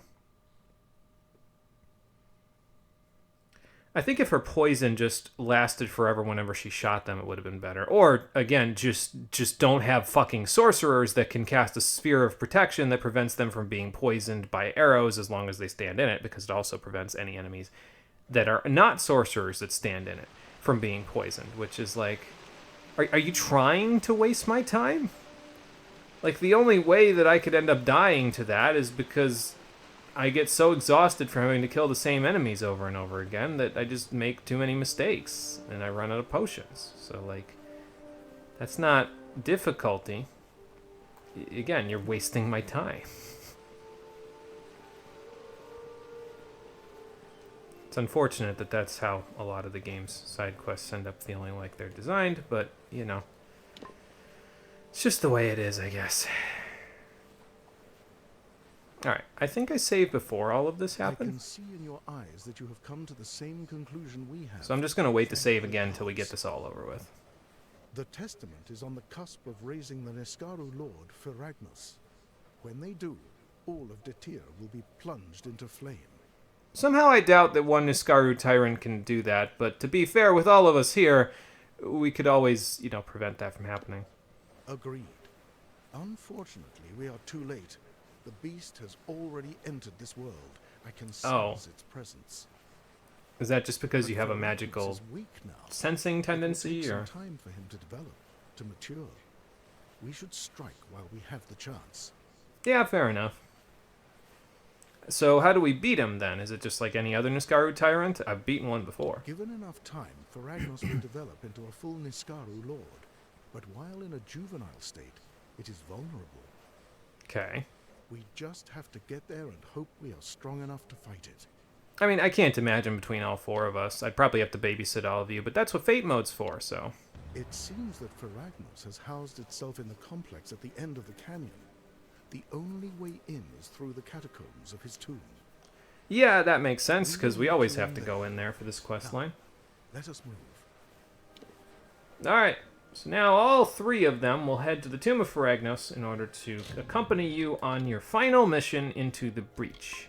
So that's what we'll go do. And I just realized now I don't think I repaired my hammer or my shield, so let's do that now, especially since that was pretty close to needing it anyway.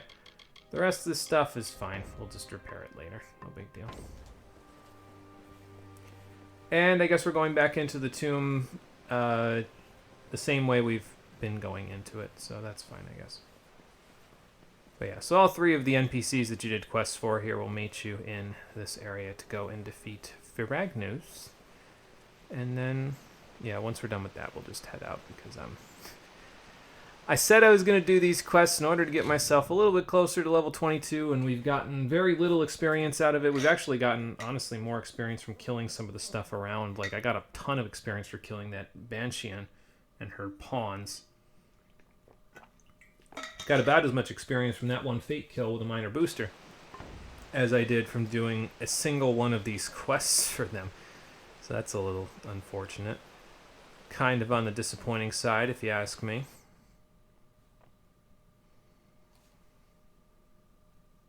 But once we're done with these quests, I can junk the Ring of Feragnos. It doesn't actually turn into a better item once you, whatchamacallit, once you finish these quests.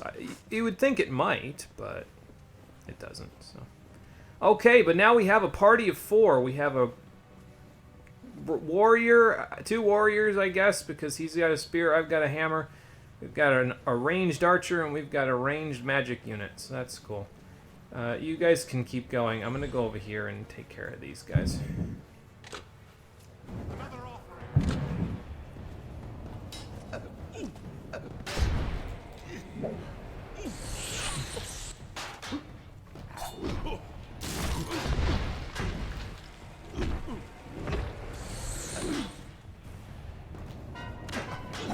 Just wait.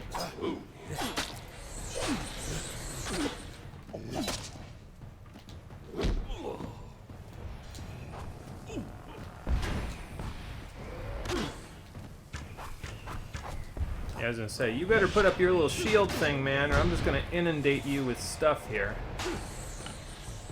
Only so far you can run before you hit the back wall, unfortunately.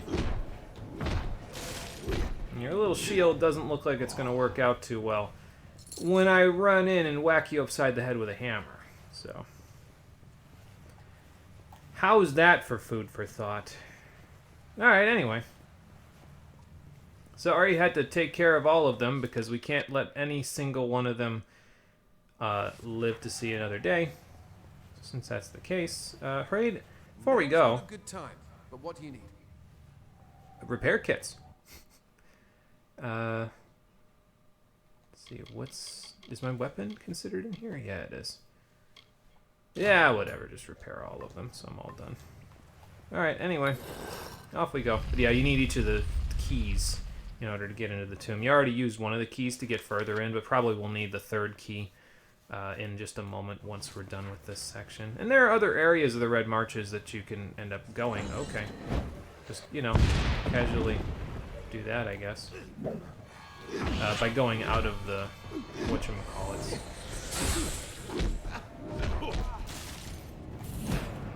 By going out of the doors, you can go to various different places, so. And that's a Niskaru.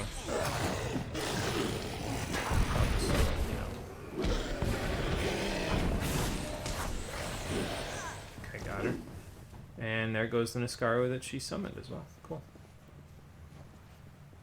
So I guess get rid of the summoner, get rid of the Niskaru, but if you don't want to do that, you don't have to. You can just kill the Niskaru instead, so. Alright, so yeah, most likely the third door is going to be right over there. So we'll do that, and then off we'll go. Probably a whole bunch of fire mines, but like, I don't particularly care that badly. Hope that didn't hit the trap up, so that's good. It looks like my allies have the sorcerer under wraps, so. Man, that blood hunter had a lot of HP. Oh, he's not even dead yet. Okay, never mind. Now that's calm.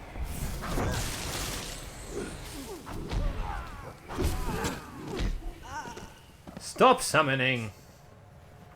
Only I'm allowed to do that, and only when it's Buddy Bones. Alright, in we go. Oh, okay. Good job triggering the trap, I guess, before I got here. The testament was cleverer than I gave them credit for. How do you From figure? The look of things, this door will only open if someone is standing on the switch back there. Oh. We don't have time to break down the door. Are you sure? Because I'm pretty strong. To keep this open. Okay. I want you to stay behind. I'll stay behind. I haven't decided yet. I don't know if I stay behind is a good idea. Because what if this... I want to get this tyrant out of the world forever. So, like, what if they try to revive him again? But if I kill him with Fate's Weave, then obviously that's not really going to work. Do I have to pick? We do not have the leisure to ponder this for long. You need to make a decision. I have to pick who I... Well, no, it only... Oh, okay. It does have arrows over all three of them. Okay.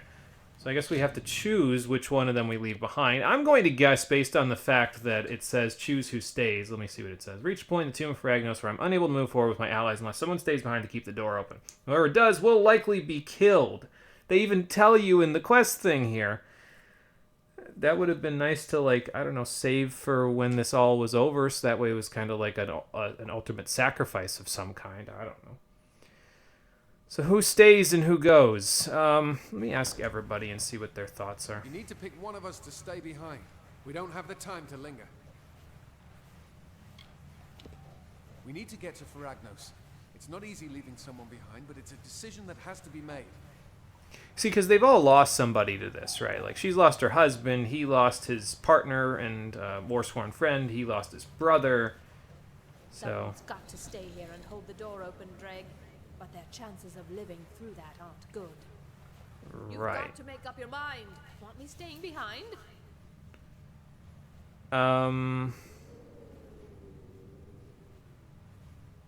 I honestly, I kind of want to hear what happens if I want to stay. I want to stay behind, but... Better hurry, Dreg. Time's wasting. So I kind of feel like she... Here's the way I see it, right? Like, I feel like she has to live in order to reclaim her husband's life. He has to live for his brother. I feel like Hrade is probably the more expendable of the three.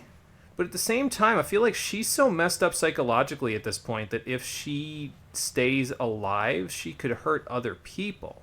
Like, I know at least these other two...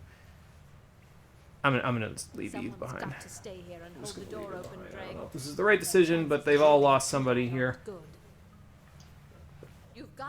Actually, don't know if Hrade would be a good idea either, though. But whatever. You stay. I understand. I'll hold those bastards off as long as I can. At the very least, you'll be with your husband at the end.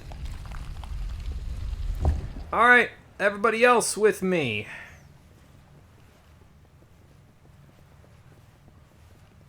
Two melee and one magic, huh?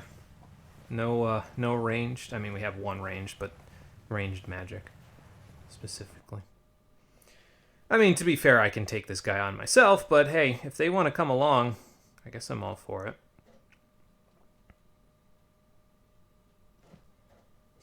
Kill for Ragnos. Alright, well, while he's spawning, let's get these ready.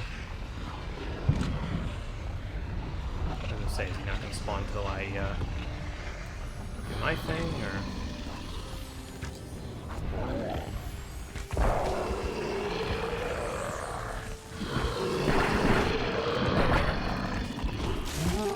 yeah, don't hit Colm. He's not the one you should be worried about. I'm the one you should be worried about now.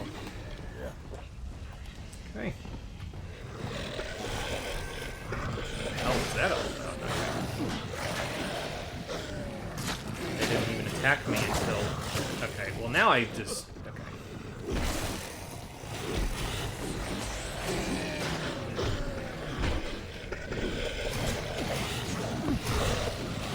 Wait here for a second. It's fine. Okay. I don't know if going into the summoning circle is such a good idea, so I don't think I will.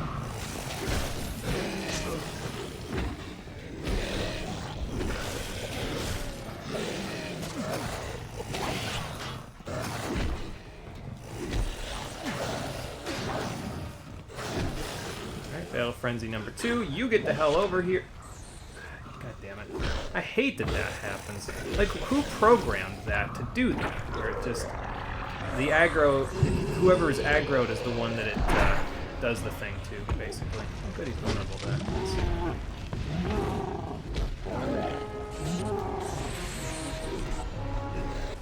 Alright, he's out of here.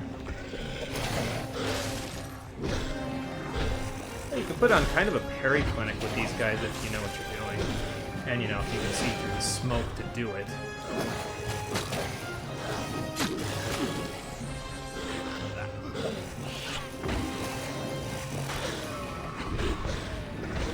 I guess I'll just keep going until I'm too tired to parry anymore. I was gonna say, that should actually help, because I should get both of them at once. That'll prep my battle frenzy quite a bit.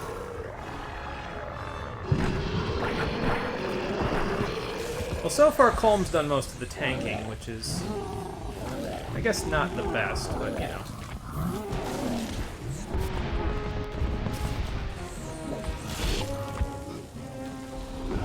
Oh, he's back in his thing. Alright.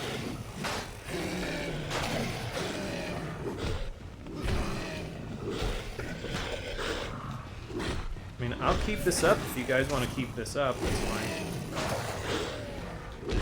I got the rhythm down for the parrying now, so... You know, unless you both attack at the same time, that's not very nice.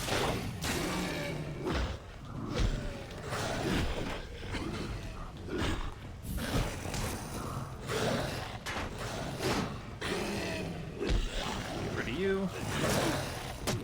Probably shouldn't have done that, but okay, that's fine. Not punished.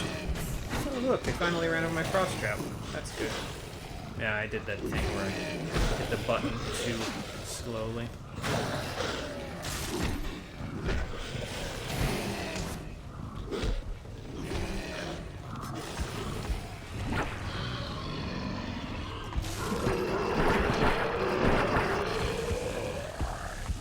Right, do I have enough, whatchamacallit? I probably do now.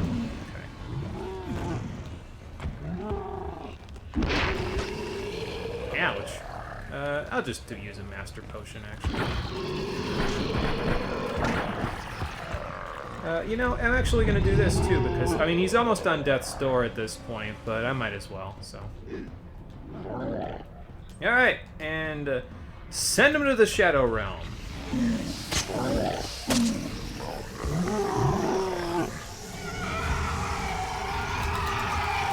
This is going to hurt you a lot more than it's going to hurt me, big guy. Dental appointment. Yeah, I don't know if that was actually worth the fate mode, but whatever. Let's see if it was worth it in treasure. Indestructible talisman. Chauces of Helios. That sounds pretty badass. Extra stun duration. It's got better than what I've got. 2 pieces, you get 15% damage resistance during daytime. You get extra health regen and then 15% physical damage. This would be pretty good if you could get it reliably. Excuse me. Received after a vigil and vision at a Helios shrine by Beryl Diara, a hero and martyr of the early defense of Erethel in the Phelan's War. What are these chosses doing here, though? No, whatever. If they're in Erethel. Speak with my allies. I'll just junk his Shadow Prism so we can get rid of that. Putrefied Longsword. I think that's an Azurite one. I guess it's not terrible, but it's also not great, so... A lot of hunters, though, to loot through. Staunch Kite Shield. Yeah, it's an interesting option, actually. Wouldn't have the health and the mana, but it does have pretty good melee range and magic block efficacy. I guess it doesn't have the piercing resistance either, though. I'll put it away.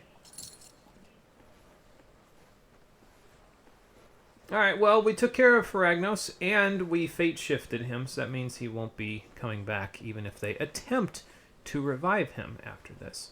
So because of that, I don't know, I think we're in pretty good shape. Are both of you alive, or is it just calm? It is... We finally managed to defeat it. The beast is finally dead. Detir is saved. The world will know what happened here. Even if it takes me months or years, I will write the history of Feragnos and our part in it. I will remain here for the time being, for research. Your tale, our tale, will be told one day, I swear it. Just don't start researching the same thing that they all researched in order to get this all to happen. So, any sign of Eve? I would be lying if I said her rage did not frighten me. I heard the Testament left her alive to suffer with deep wounds of grief. I think they will regret their decision. Most likely they already did. To be fair. Alright, well, yeah, it looks like Colm's the only one left alive. So that's... sucks, I guess. It goes back into the tomb. Do I want to fast travel back at this point, or do I want to go explore a little bit? I guess I'll go explore a little bit. Why not? Can't hurt, right?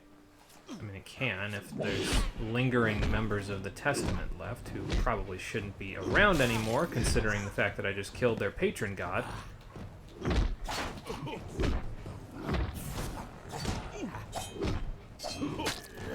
Whoops.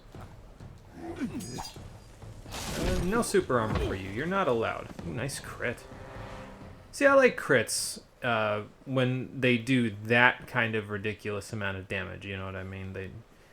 It's like, it's not a small amount when it's like, okay, well, I just erased half that man's health bar, basically. Greater Ravenous Shaft. Okay, Man of Steel. You know how I feel about Lifesteal. Man of Steel, I kind of feel similarly, to be honest. Oh, there's a whole bunch of Mergen over there. Be with you guys in a second. Helm of Preservation. Bleeding resistance. Not my cuppa. Put a couple of these down.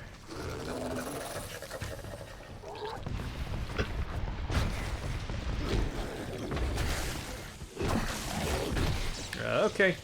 Get out of here before the Tempest hits. I don't want that.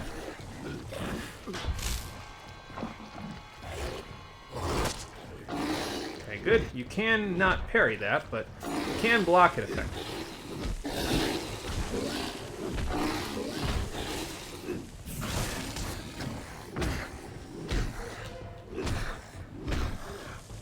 What, you just gonna stand there and watch as your friends all die around you? That doesn't seem like such a teammate kind of a thing to do. Cavalier's leggings. Oh, these are the light armor ones, right? But they're the... No, these are Trollhide, actually.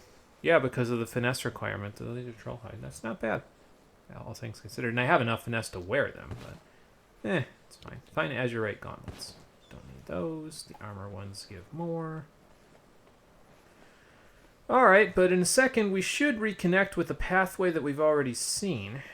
And that pathway leads back up there, so then we can head on out. Restoring Gloves. Great Sword of Dawn. Greater Sorcerer's Intelligence. I think what I'll do is I'll wait until we get to Ymir before I sell any of my loot. Oh, and by the way, now we can actually go back to the Accessories tab And we can stick the Ring of Feragnos. We don't need it anymore. The quest line is over with, so we can actually stick it in junk and we can sell it. And I think it sells for a pretty decent amount as well. So that, I guess, can come in kind of handy. Is there anything else that I got? I don't think there's anything else that I need to get rid of. I guess I can just get rid of those since, you know, I've got better than that now. Alright, well, anyway. That takes care of that. Oh, okay. Hello.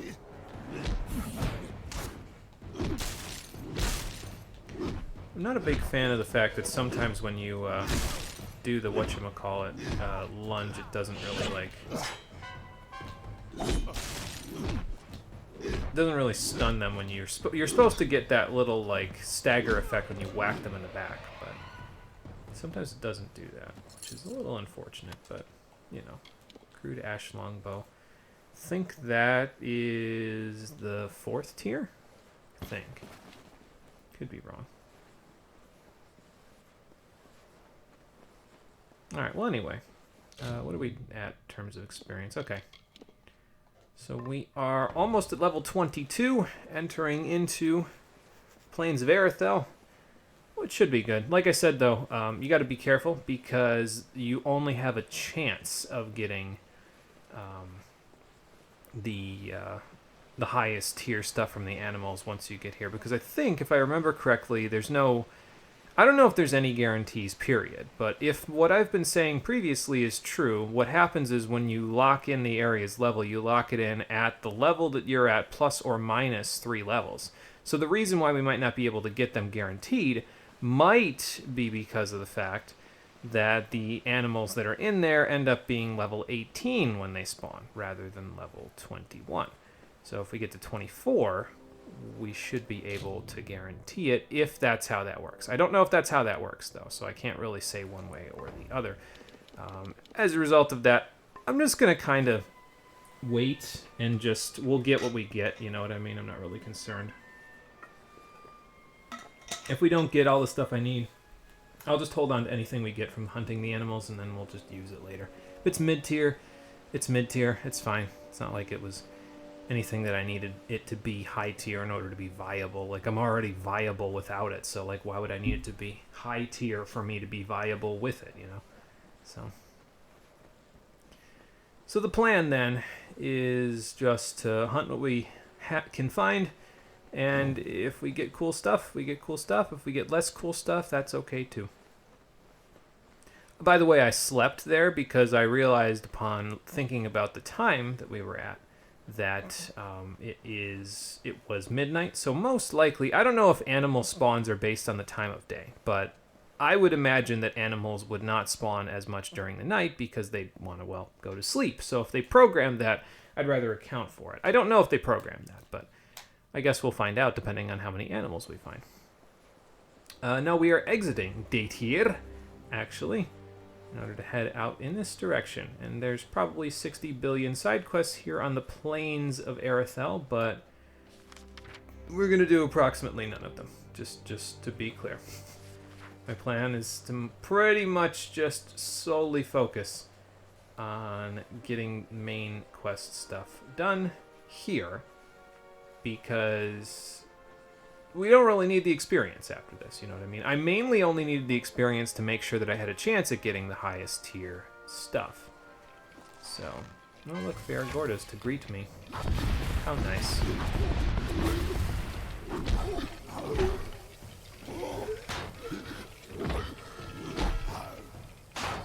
I blocked really early and still got that. That's amazing.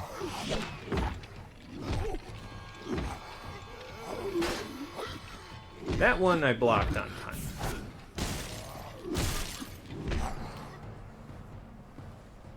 Well, not bad on the experience, though. 624 for 4 of them. Fine Azurite Greaves that are not worth it because they don't have the high armor on them.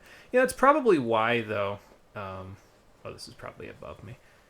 That's probably why the armor that I have at the moment is holding up even in the face of like some crude Sylvanite stuff, is because a couple of them just have a plus on armor rating for them, which would make them pretty high in terms of their raw defense rating.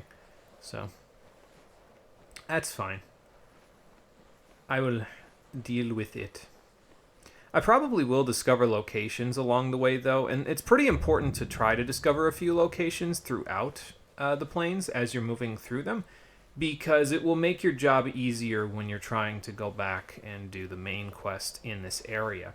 There's a lot of running around in the main quest in this area, so if you can save yourself some time, you may as well do that, you know.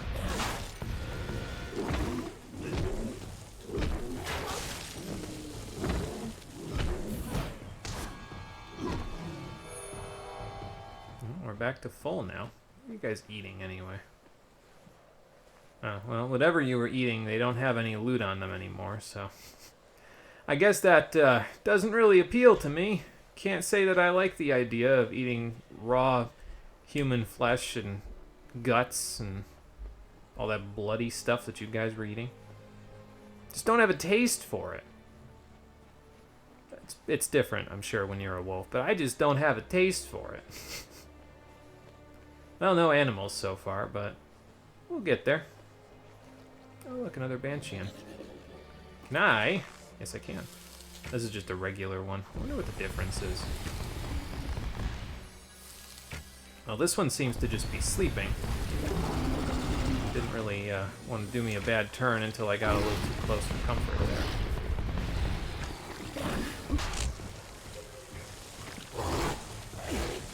Oh, okay. Didn't know that was what you were going to be up to, but sure.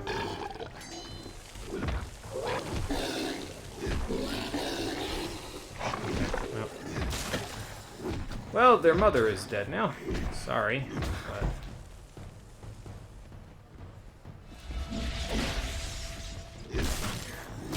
Okay, so these ones can be dangerous because they have the electrical damage on them, so I'll keep that in mind.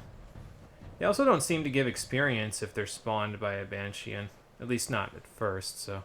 I wonder if that's meant to be like a measure so that you can't get like really large chunks of experience by letting her spawn a whole bunch of them. Because my impression was that she would only spawn 3 at a time. But I wonder if that's like meant to prevent her from spawning a ton of them and then you just like getting a whole bunch of experience from doing fate shifting or something. But I don't know. Alright, so we have transcended past Talarain. We'll come back here, I think, because if I remember right, one of the things for the main quest is in this area, and now we're in the Wolds. So the Wolds is the next area before we get... Oh, I'm being attacked from behind by Freeman assassins. Okay, sure, nice to meet you too, I guess. Put your knives away, though. They won't do you any good.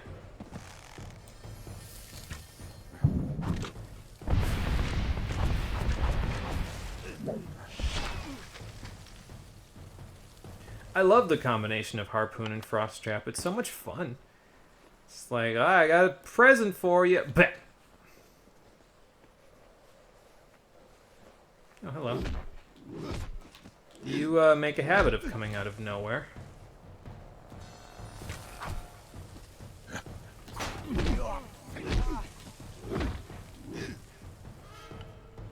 Alright, well, that takes care of that, I guess. Whose Auroch is going for a walk? He's just a running along. Look at him go.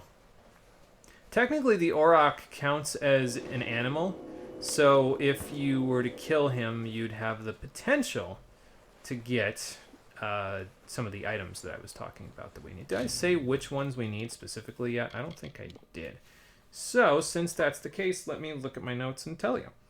So the ones that we need there are scales, hair, tendons. In this particular case, the best tendon is called strong sinew, and hides. So we've got tanned hide already. So we have the second tier of hide. We need 2 barbed scales. Those are the highest tier scales. 2 fine hair. Those are the highest tier hair. 4 strong sinew, which is the highest tier tendons, or something to hold stuff together, basically. They act as bindings, if I remember correctly. And 4 softened hides. So if we can get all of those, or some equivalent to those, we'll be in good shape. Alright, I'm going to cover my ass here. With the enemies that are trying to attack me by coming across the bridge can just blast themselves into that. Have a whole lot of fun with that, plus my arrows. I love laying traps. I love it when we let loose. I don't think this is a location, is it? I think this is just a house. No, it is the jail. Regan's quarter. Hello. Nice to meet you. There's a town over here, actually, in the Wolds. So maybe we'll go to the town. I think it's Tyrion's Rest, if I remember correctly. So maybe we'll go to the town just to mark it on the map so we have a location in the Wolds so I don't have to run back here if I need to. I guess the one that's over near Talarain and the transitionary place between it isn't too bad of a spot either, but yeah, you know. Plus, the more area we cover here, the more likely we are to find animals that I can hunt.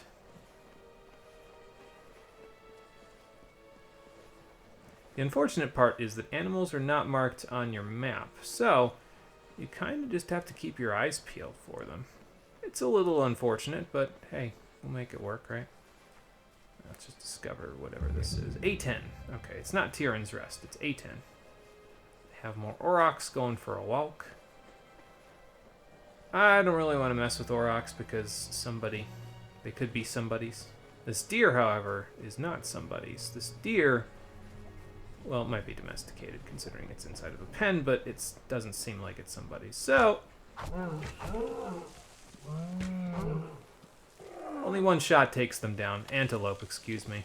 Here's a tanned hide, so here's tier 2. So like I said, sometimes they'll drop the tier 2 stuff. Serrated scales are the tier 2 scales, so we'll take those as well. And what do you got? Coarse hair. So this is the tier 2 hair. And that's fine. Like I said, I'm not really too concerned if they drop the tier 2 stuff. Like, I'll take it. It'll make me less OP. But honestly, that's probably for the best, right? Like, I already get so damn OP in this game. Might as well make it a little bit less. And to be fair, it won't affect the most OP stuff that you can get out of it, which is the health regen. So it'll just affect some of the other stuff. So,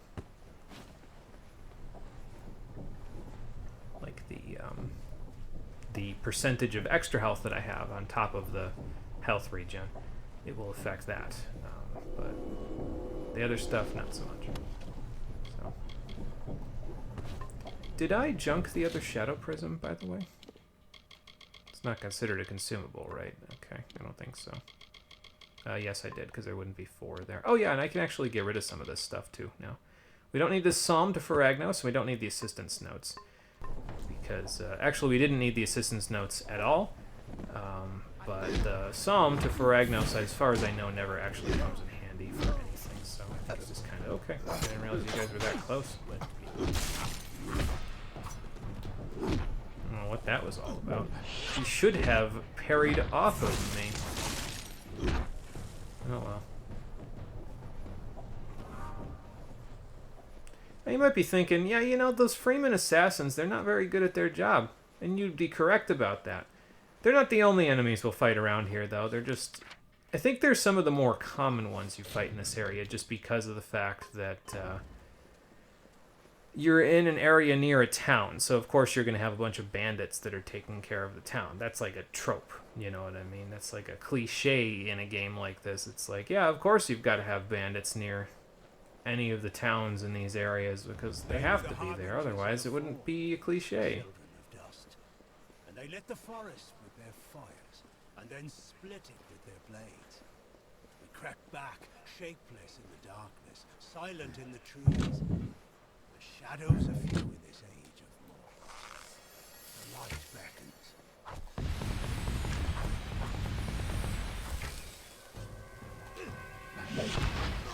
My lord. Didn't think I was going to hit the one all the way over there with the harpoon. I wasn't pointing the control stick in any particular direction there, but hey, that worked out. I'm going to go up this hill. I don't have to, but I'm going to go up this hill just in case there's any treasure on the way.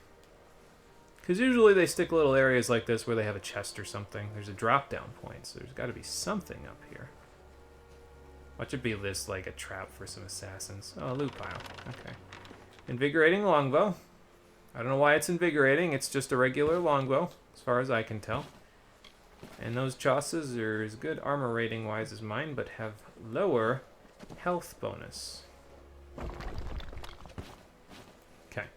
It is a good thing we bought those backpacks, because at this point we have 80 items, and I'm going to need to do some selling like as soon as we get to Amalur, which won't take too long, because it's right in that direction, to be fair. So. Oh, look, bar guests. Nah, they're taking a nap in the sun. I'll let the pups sleep. It's fine. That old adage is, let sleeping dogs lie, after all. So, I will let them lie. What the hell happened here? Oh, okay. It's just scorched earth. It looked like there were dead people. And there could still be dead people, and I'm just not looking hard enough. But here's Amalur. This is where we wanted to go. Thank you. And yeah, once you enter Amalur, it actually locks the level of the enemies in the Cradle of Summer for you as well. So just keep that in mind. It means anything we find in the Cradle of Summer, and it's pretty bountiful there from my understanding. A lot of animals. But greater damaging fulcrum. Isn't that the one that I was gonna buy for my bow? I think so. Well, that's cool. Now I don't have to buy it, I guess. That's nice. Somebody left this open. I know why. It only had scarwood bark in it. So I'd leave that open too. There ain't a whole lot to be had in there. Alright, well, it looks like there's a merchant in here. In the Edmure home. There's also a merchant in here, to be fair, so I think we'll just go here. And we'll see what the merchants in the Blue Bear Tavern can do for us. Hopefully they have as much money as Miss Siloretta has back in Canarok. Which, to be fair, pretty soon, it might be worth my while. Still in the Cradle of Summer. She is for as much good as it'll do her. But the To go cards back to don't lie. Canarok and buy more She'll of, never get well, that door open. these. Fate says it's so. Yes. Well, then I suppose we'll just have to change fate, won't we? I don't think he knows what you mean by that, to be fair. What do you need? Please. Hand make yourself Tetran. comfortable. We don't see too many travelers in Amalur these days. Not with that forest of tents growing out front. Yeah, what is with that forest of and tents? partake of what our small hamlet has to offer. It's probably a side quest of some kind. Yeah, what's with the refugees? Refugees from the coast of Twili. They claim their village was burned by Tuatha, but I know better. The Tuatha here in the realm of the Summer Court? I think not. Yeah, how would began they get arriving here? Several weeks ago, marching from Galliford with their belongings dragged behind them. We've given them all we can, but we only have so much.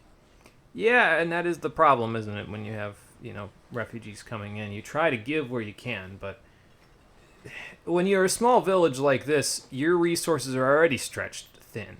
So it's not like in our world where we have plenty and then we don't give them.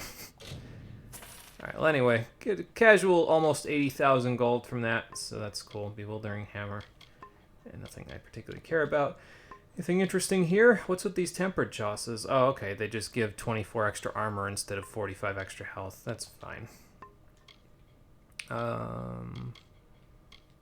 Yeah, not a whole lot going on there, I guess. Noble's Band of Growth. I guess the 60 health wouldn't be terrible.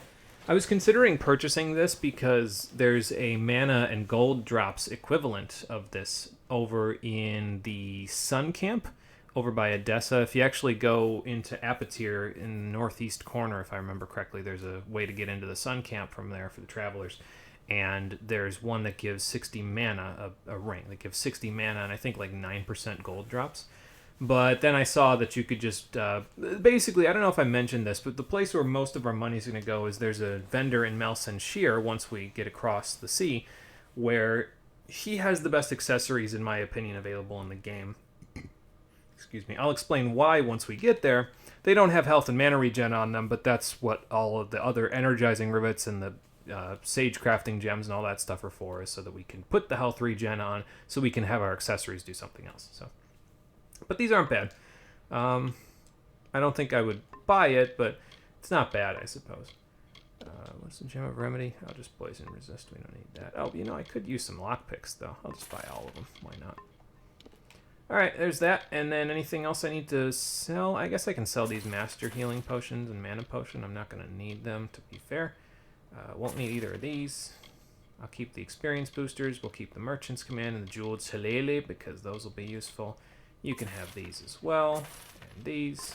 All of my alchemical reagents that I'm holding on to for no reason.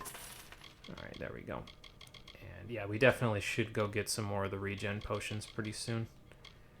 Did I mention previously? I think I mentioned previously that I, off-screen, I took care of fusing together a whole bunch of my shards into pristine quality. I think I did that... I think I did that before the last stream, and I think I might have mentioned it. But yeah, I got a whole bunch of ones at pristine quality at this point, and I already made a couple of the gems that we'll need. So there we go. I'll keep the rest of this stuff that isn't like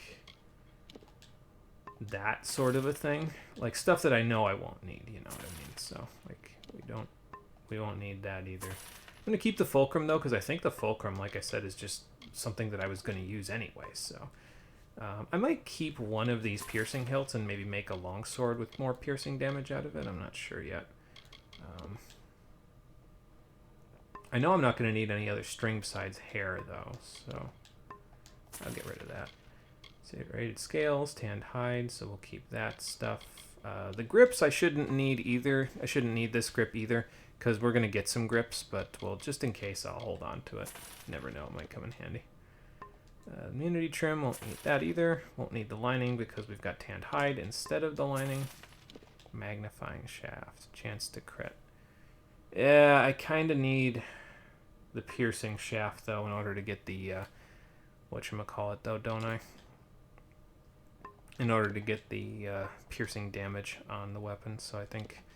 Well, I mean, I guess a 4% chance to crit isn't terrible, especially since I think the sinew that I'm planning on using is considered a grip, if I remember right, so I think that might go into the hammer, and then I could use this and get even more chance to crit. I'll hold on to that just in case, you never know. This is the... Oh no, actually I think this magnifying shaft is the one that I bought, isn't it? Now that I think about it, in order to use, because I don't think we need this one. That's a sharpening shaft, and we definitely don't need that going on. Don't need that. Or these. Or these. Or these. Or any of these. And I'll hold on to those just in case. He didn't have any repair kits, unfortunately, but that's okay. Am I done junk-wise? Yes, I am. Okay. We'll be here if you need us. Thank you, sir, but I won't need you. I just need to have a chat with this young lady. Thank you for coming all this way. I don't know if you heard that, but it sounds as if General Talera is still here, in exile. Okay. So, is she in exile because she couldn't defeat the advancing Tuatha, or...? For all but losing the fortress of Melsenshire. Ah. Long ago, Talera led our forces, but then the Tuatha produced a foe she could not best. Her forces barely survived the retreat out of Cluracan. Many blamed her for the loss, to have built up hopes so high, only to have them toppled. That was Talera's crime, and she has paid for it, day after day. Well, what did they come up with that she couldn't best? Because, like, if it's some ridiculous monster, then how could they expect their general to kill it? So should I meet her? Where should I meet her? You're as quick as ever. Talera is in the cradle of summer, banished from the battlefields of Melsenshire, until she can atone for her past. Okay. According to the Fate Weaver here, she seeks an artifact from Ural Tusk that might break the siege and aid our forces. But she cannot do so alone, for poor Talera is fated never to succeed. That is where you can help. Yeah, because I can definitely fix that. Okay, so I need to go to this Ural Tusk place. Last I heard, General Talera was somewhere in northern Erythel, searching for a way to turn the tide of the war. I think she took a squad to Ural Tusk.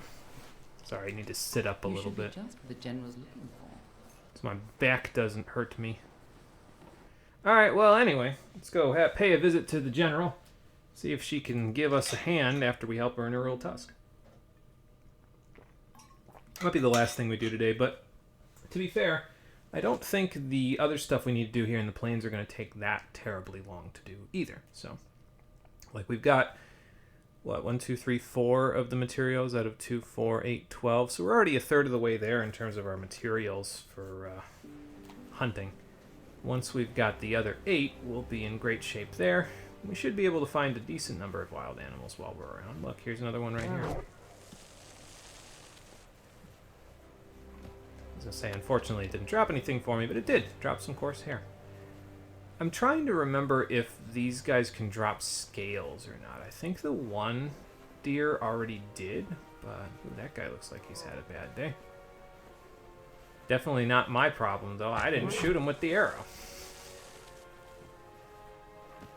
What do you got? Dried gut. Okay, that's the tier 2 component that acts as a binding. It's the tendon, quote unquote. So basically, like, you use it to kind of wrap stuff. It's kind of gross, but you know, it works, I guess. Well, I hope that guy that was bleeding out over there gets his wound staunched or something, because that looked like it hurt. I think I'm supposed to be the one that does something about it, but you know, Arcane Barghast.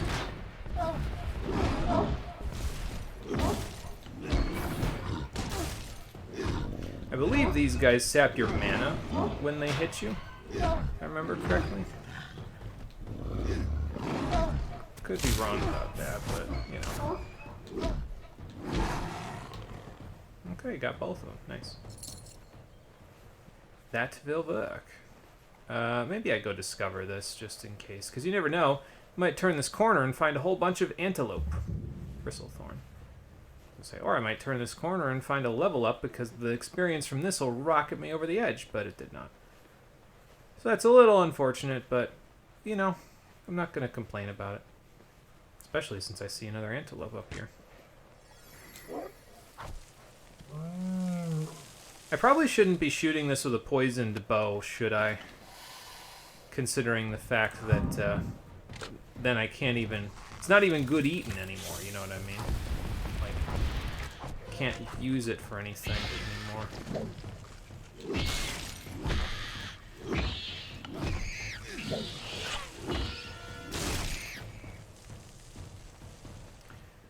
But whatever. We have all the dried gut I think we need now, though, right? No, I think we actually need 4. Because it's the equivalent of strong sinew. Thankfully, it's all kind of stored in this one space right here, right? So, like, that makes it a little easier to find. So we need 1 more of these, 2 more of these. We have all the hair we need, and we need 2 more dried gut. And then I will be satisfied with our turnout for items. Because, like I said, I'm not really... We don't need the highest tier stuff. I mostly just did that for the chance at it. I was kind of hoping it would be, like, not a chance, but... What do I know, right? From the naked dirt level spring the Majestics, the firstborn of the wilds of Ashara. Around them, they heard the song of splendor of a once and future summer. And they responded. And the earth moved. The carver shaped, the architect built, and the shaper composed. Fun, although it feels like you probably should say a little more than that, but you know. Okay, but we're at level 22 now, so let me just do this to get whatever that was out of my consumables starred thing, and let's see what level 22 has to offer for us. Am I just doing mercantile from here? I am just doing mercantile from here. Alright then, so let's start speeding up on mercantile, because eventually I want this to be at level 10 as well. The plan is to get this to level 10. We'll probably put Detect Hidden to level 9 if we get high enough leveled. Level 8 is fine, though, because it lets me disarm traps and stuff. I don't really need this, the lore stones and treasures being displayed, because I just don't care. Like, the lore stones, I don't really care about the stories they tell. The treasures aren't leveled based on how difficult they are to unlock, so just don't really care too much about it. So level 8 of that is fine. And then if we get to a high enough level where we even get that, I guess I'll work on getting Sage Crafting to level 8, although we will only need 1 epic gem ever, because we'll only be making 1 set of Mastercrafted armor, and you can only slot epic gems into Mastercrafted armor to begin with. So Mercantile, I think, will be the better way to go. Even though we have so much money, it'll still save me some in the long run. So And actually, this is the last level that I have planned to put any points into Might, because if we max out Battle Frenzy, first of all, once we get 6 consecutive kills, not likely to happen because enemy groups usually aren't 6 enemies in one, but it's there just in case. It lasts 15 seconds. That might help a little bit as well. We get a total of double the damage we would normally do once we get 6 consecutive kills. Again, don't know how much that's actually going to happen, but hey, it's probably worth it just for the little extra damage boost. Either way, it's still equipped, and we have 40 might now, so because we have 40 might, I should be able to equip all of our gear that we're going to make once we get across the sea to Melson Shear. So the rest of the stuff we're going to put in is probably going to be put into Finesse. As a matter of fact, that's all I have planned in my notes is just Finesse stuff beyond this, so... Oh, and I saw all the treasures and everything that I'm passing up over there. We will go get them, because trust me when I tell you, we'll have plenty of opportunity to go wandering in the plains shortly. So, don't worry about it. For now, we will be able to get them back in a little bit.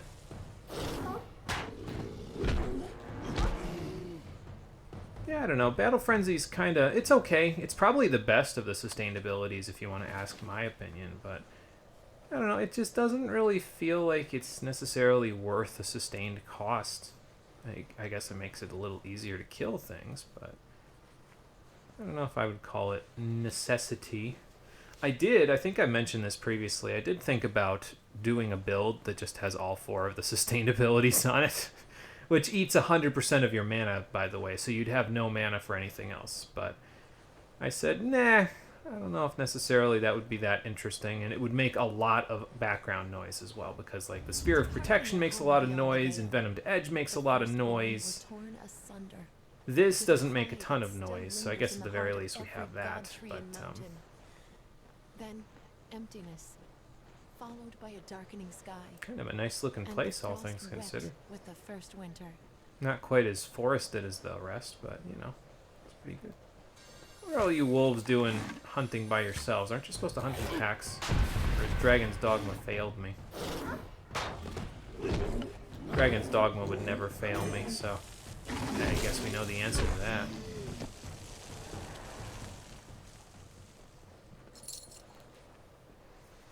Alright, let's see if the Cradle of Summer has a bunch of wildlife for us.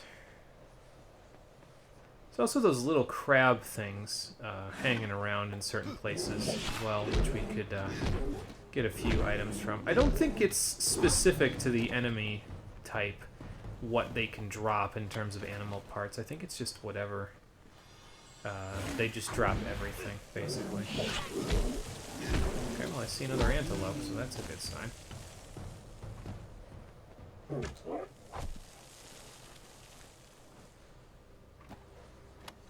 Okay, more serrated scales. By the way, you don't have to arrow them either. You could walk right up to them and whack them upside the head with your hammer. And I may actually do that in a little bit just to see if we have enough damage to do what some of the game testers did. Because sometimes the game testers would, just for fun, I guess, because they found it fun. I mean, to be fair, it is pretty funny to watch. The amount of distance that enemies fly when they ragdoll after you kill them is dependent on how much damage you do to them relative to their overall health. So, since animals, like antelope, only have 1 health, if you're dealing more than 1 health damage, obviously the further up you go in level, the more damage you're going to deal to them, the farther they'll fly. You can make them fly quite a long distance if you hit them hard enough. I don't know if we have the damage to hit them hard enough to do that, but I guess it's worth a shot, right? Alright, what do we got? Giant rats? That's fine.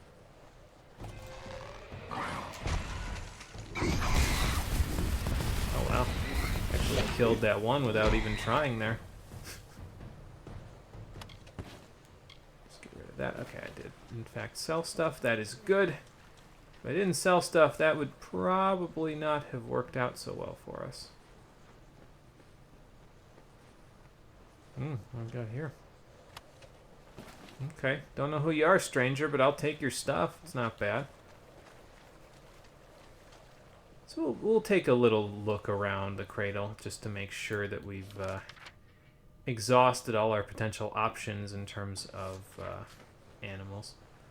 Again, we've got plenty of time to get all the rest of this stuff, but yeah, you might as well, you know, might as well take a look around. Especially since we're already still moving in the direction of our quest to Urul Tusk. Anyway, so... Oh, hang on, let me see. Damn it, get back here. I don't think I'm going to be able to hit him in time. I kind of need to catch them, like, not looking, basically. Oh, look, a bunch of summer fae in a circle. It said deep slumber, though, so they're probably napping. Let's let them nap, you know. I am about to be the guy that interrupts a fae from their nap. Sounds like one of those hell hath no fury situations. Shoes of Seasons. Okay, if you got 2 pieces, you get lightning resist, mana for 3, and 10% chance to shock enemies when attacked with 4, which is a chance, I think, to stun them as well. But I'm not 100% sure about that. These garments are all that remains of mystical summer fae House of Seasons. But is it the story of Seasons? Damn it, this thing got in my way. Alright, that's fine. I was about to say, what? Nothing? Just some scales. That's okay. A little bit of everything will make it all work out, I guess. Some random traveler. Can't tell if they're walking towards me or not. I'd rather they not, to be fair. Many battles, many losses, many victories. Ah, spider.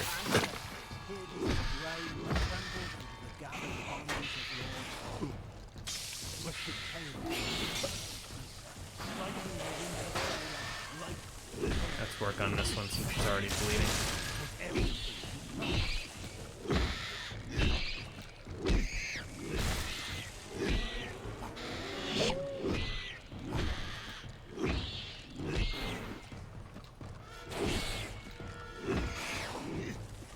Oof, almost didn't make it there. Can I put this down after that and still be fine? Yep. I sure can.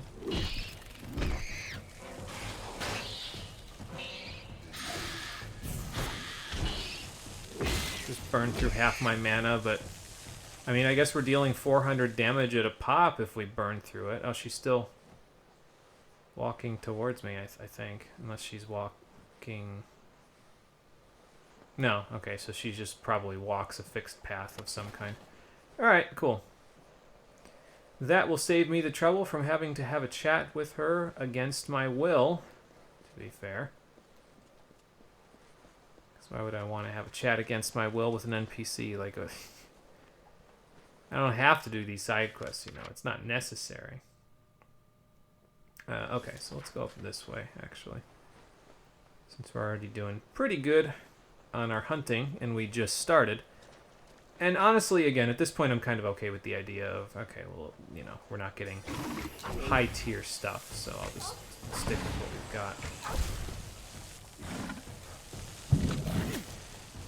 Yeah, okay, well.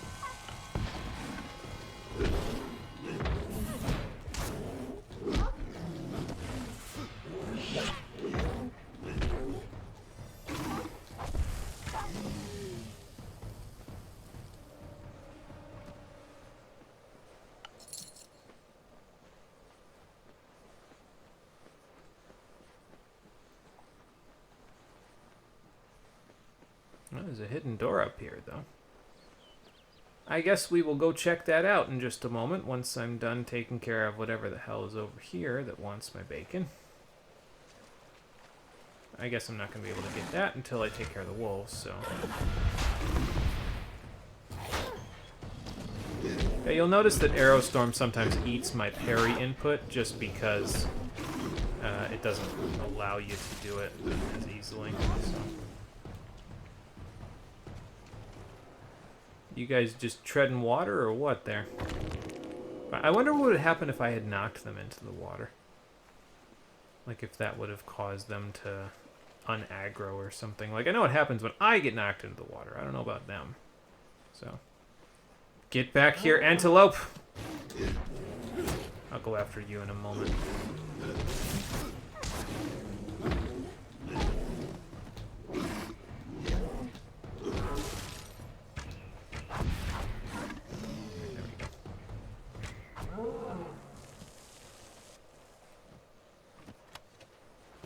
More dried gut.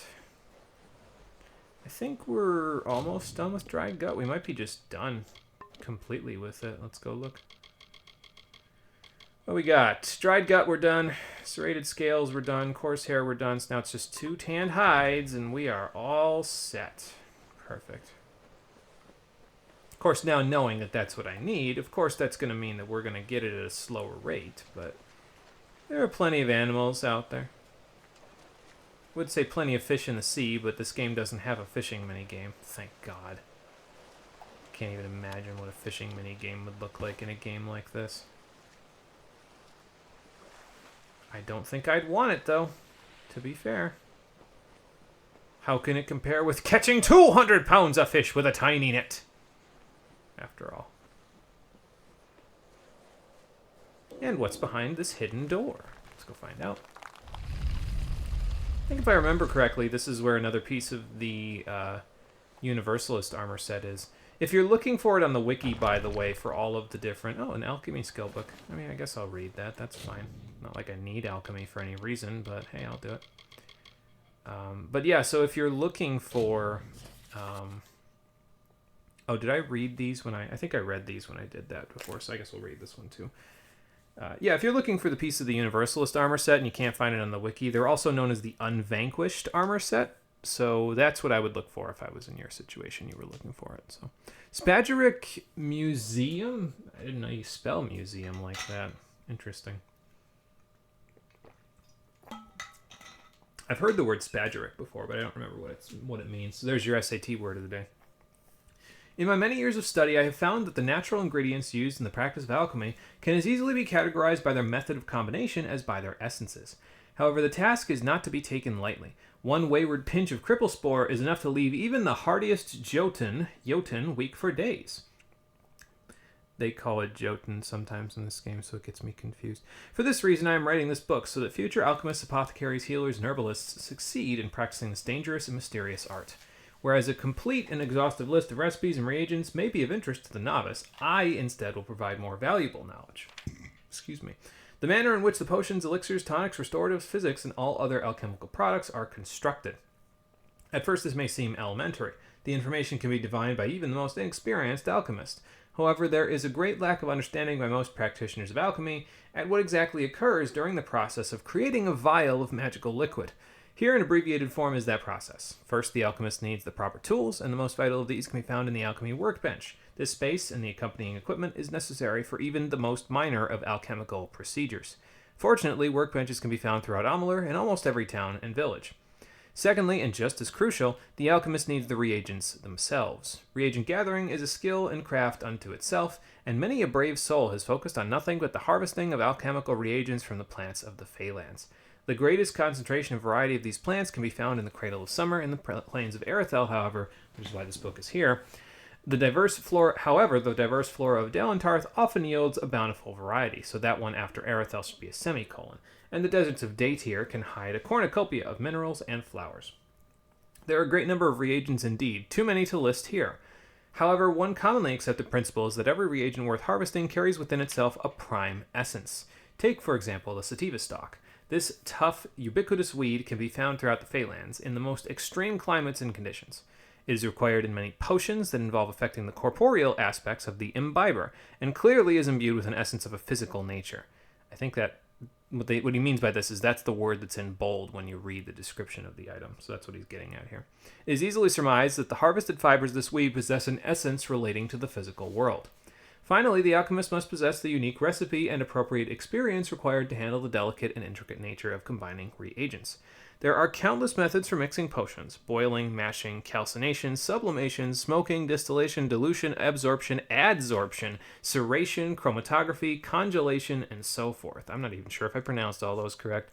The brave may even experiment without a recipe. However, it is a dangerous risk and is strongly discouraged except in cases of emergency. That's not really true, because the worst that'll happen is you'll destroy your ingredients. The best case scenario is, well, what we get now that we have one skill in alchemy, which is if we combine stuff and it doesn't do anything, we get an unstable potion, which we can at least sell. So, while this is by no means the entire body of knowledge of the alchemical method, it is a solid foundation. Armed with this knowledge, you are now able to perform rudimentary alchemy. Only through your own dedication will you progress in the field. Good luck, and may your potions always taste delicious. Thanks, I'll just drink the shit that the alchemists that I know make, because they're far better at it than I am.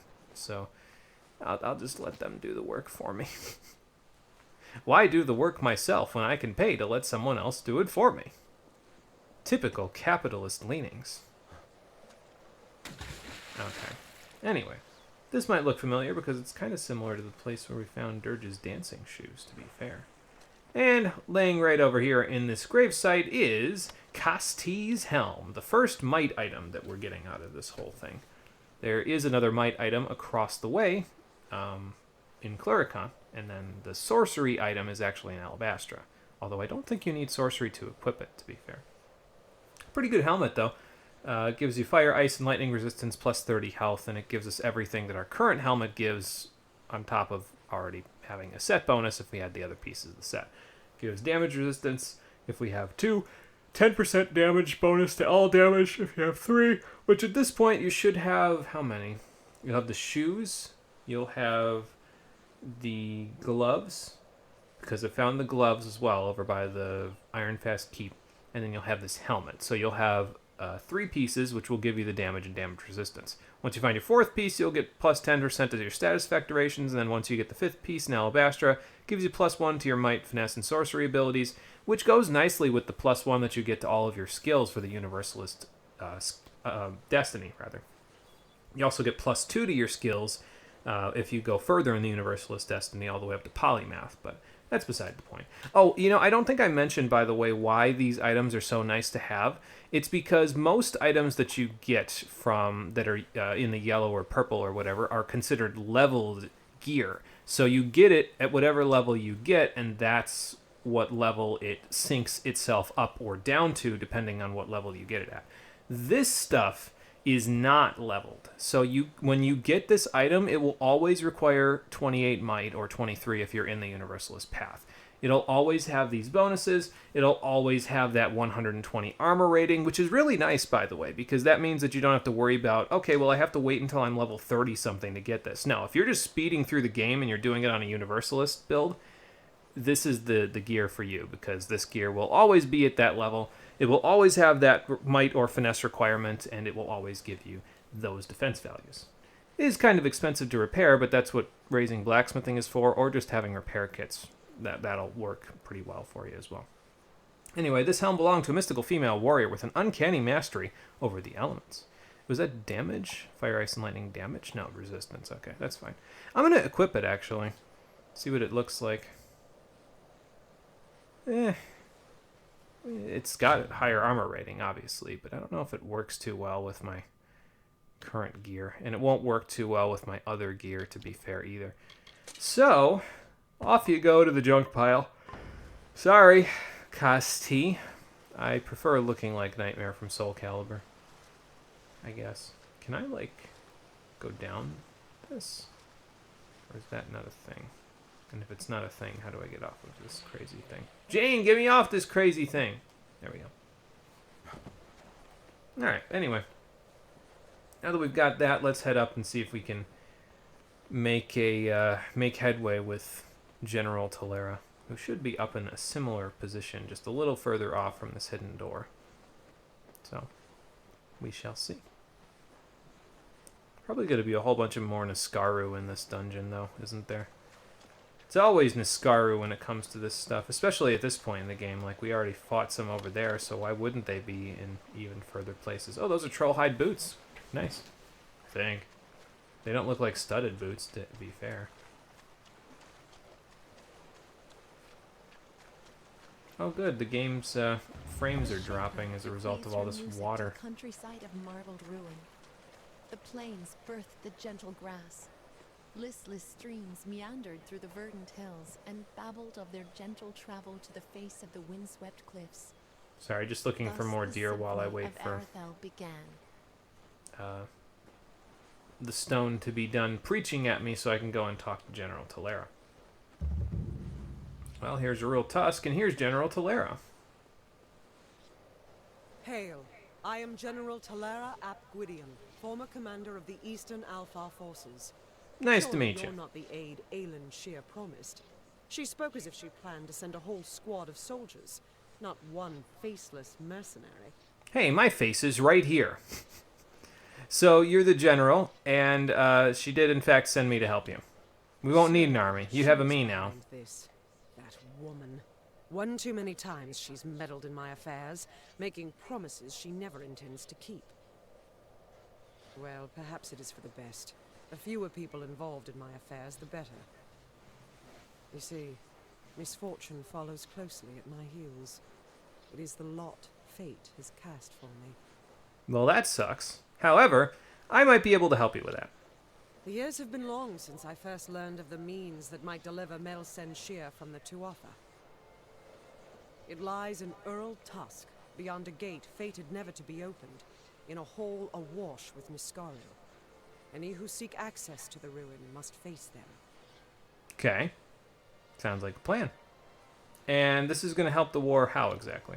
These ruins are said to be the resting place of the Piercing Light, a spear carved from the tusk of the Niskaru Duke, Gajor. And it will kill them. Any horror in the mind or on the battlefield. Well, no place is more deserving of such a power as Melsen Shear. So it will kill any old thing you stab with it, guaranteed. Fantastic. So why are the Niskaru serving the Tuatha? Is that why they care? The ruin holds the only weapon known that can slay a Niskaru lord, and the monsters inside will do anything to keep it safe. Right. The Arathi sealed Ural Tusk to be opened only when the great voices rise in song. This may refer to the wind stones scattered across the plains, but I can't be sure. Years ago, this chime was found near the ruin. I've tried using it to make the wind stones sing, but I've had no luck. As if that's a surprise. Wah, wah.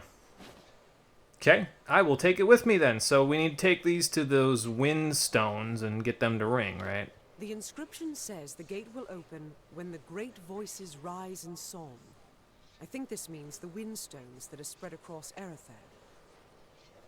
There's one just a little to the south. Go there and strike this chime near it. I'll stay here to see if it has any effect.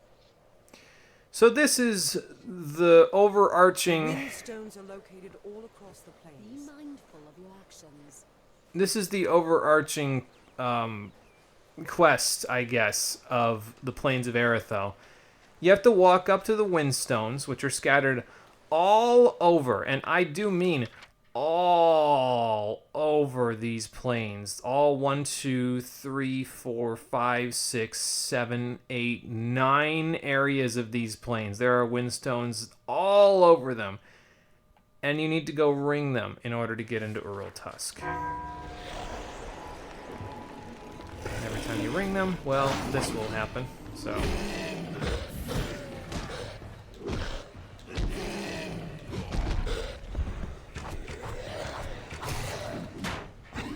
So get ready to fight a Niskaru, at least one of them, every time you ring them. But yeah, I'm not too worried about one Niskaru Blood Hunter. I've killed at least a dozen in that fight with Faragnos, so it's probably fine. Hey, so maybe you just don't have the right touch? I can't believe it. The gate shifted? For all my efforts, you simply appear and make it respond. Yeah, I'm the protagonist of this video game, so that just sort of happens wherever I go. So that didn't work when you did it, though, huh? No one could, not even Fate Weavers. They say that fate has woven no thread to open these doors. And yet, you've done it. Yeah, I make a little habit of unweaving fate. Fortune smiles upon us. The gate opens, but you must find the remaining windstones and strike the chimes. I will stay here. The Niskara within will sense the gate weakening. Someone will need to hold them back. All right, well, Godspeed with that. Can you open the gate yet? No. Go sound the chime at each windstone in Arathair. That's the only way to open the gates. Ah. I'll stay here So. and fight any Niskara looking to sneak past us. There's 4 more windstones. That was the first one. Second one's over here. Third one's... Well, you can go do them in any order, but here's one here. There's one over here, and then there's one over in Talarain, not too far away from where we left. So I'm thinking right now we go back here to Bristlethorn, because that's the closest one to this stone. We'll just fast travel to Bristlethorn. We'll take care of this stone. Then we'll fast travel here, and we'll take care of this stone, and this stone. And we'll save the eastern section of Kandrian and the Tywilly coast until we're actually ready to head to Rathir. So basically, the gist of it is fast travel to the point where you're, close, and then go ring the stone. And then once you've rung all 5, come back, go through Ural Tusk, grab the piercing light, and then you can go to Rathir, and you can go to the siege, which is across the sea that the Tuatha have currently blockaded the city of Malsenshir for. So as you can see, it's not particularly a long mission, especially if you have a couple of fast travel points that get you close to these places, like we do. That being said, there will be a lot of enemies in our way, because we'll not only be dealing with the Niskaru, we'll also be dealing with whatever random enemies are along the plains themselves. So we'll just do the best we can with what we've got. Oh, that reminds me, the downloadable content thing that it says there. I checked into the Warsworn, not the Warsworn Keep, but the House of Valor. That's what I'm looking for. It's DLC for this game. It's actually free to download. That being said, it wasn't particularly interesting. Like, I read through the quest line, and I wasn't really particularly impressed. So I said, nah, we'll just leave that, and we'll just not do that. It's fine. I don't really need to add to this game any more than it already is, because, like, honestly, at the rate we're going, we'll probably be breaking the siege. I don't know if we'll be doing it next time. We might actually... Well, we might do it next time. It depends on how long it takes to do the Windstone stuff, because I think we're going to get this one done, and then we're going to call it a day, honestly. So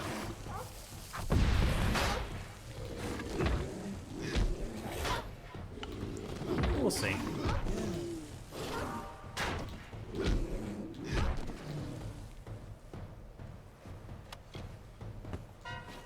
Shouldn't need that to set anything on fire anymore. Don't think we're in that situation like we were with the Sentry Flowers before, so. Alright, back down here. Still got to keep my eyes peeled, though, because we still need to worry about... Oh, good, some new enemies. Or a singular enemy. That's fine. Yeah, the big guy over there is a Bolgan. They're new. Apparently they have Barghest with them. Oh, good, they both got shields. That's just phenomenal. I love that.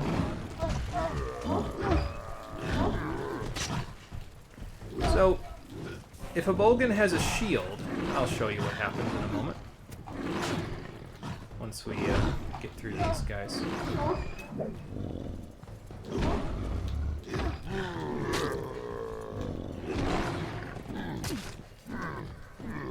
Okay, guess I can use a potion. Did that wrong. Alright, that's fine. Okay, let me get through these Barghests first, gentlemen. First of all, they have a cheap shot. You may have just noticed it there, where I had absolutely no way to block that one attack. But they did. But yeah, see, even if you hold up your shield, you have absolutely no way of blocking their attack, so... Basically, if they attack while... if they're not in the middle of attacking, they'll put their shield up. Yeah, see, there it is. There's the cheap shot that you have no way of blocking. You can get behind them with lunge. And then if you stagger them, you can kind of break them from there. So that's why I like Shadow Flare for these guys, because it gives you the opportunity to stagger them a little easier, which is not a bad thing. It definitely helps. That being said, basically, if the Bolgan has a shield, which is, I believe all Bolgan brutes have a shield, they will block any frontal assaults as long as they are not attacking you. Now, if they are attacking you, then you can interrupt them and hit them while they're attacking you. Now, that being said, they still have super armor, just like other large enemies in this game. So attacking them in the middle of their attack isn't always the most effective strategy that you could opt for. So you got to be mindful of that. But that's okay. We'll figure it all out.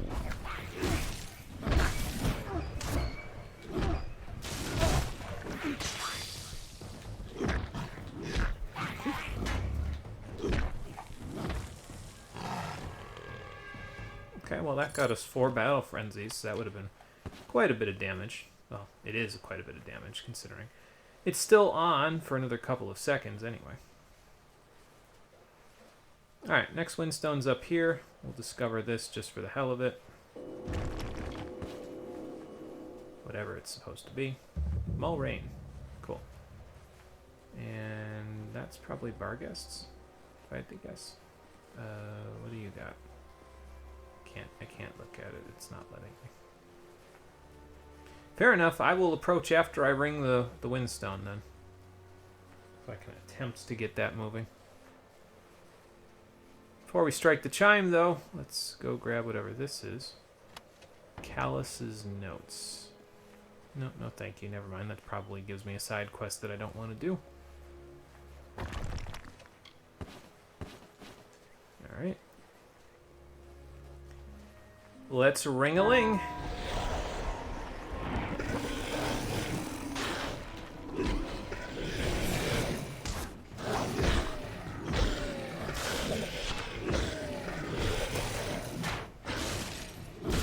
Plenty of that to go around, big guy. You don't even gotta wait your turn. I got some for you, too.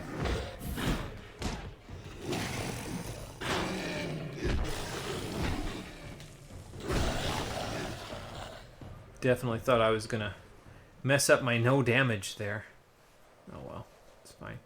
Yeah, you get a little bit of fate for ringing the windstone. So if those guys are giving you any trouble, I can't imagine they would. Oh, those are Leon Ashes. I'm definitely gonna go kill them now. I was gonna leave them if they were Barguests, but I'm gonna go kill them now because, well, Leon Ashes. But yeah, so if the Niskara were giving you trouble, just be patient with them.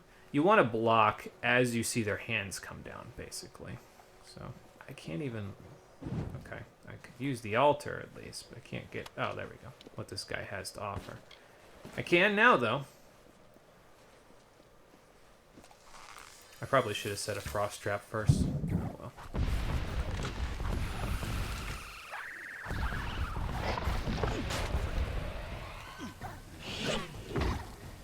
Oh, I guess I'll leave those for a minute. Ancient Leon Ashes as well, so... Gotta be mindful of that. Oh, wow, you got quite a bit of aim on that, man.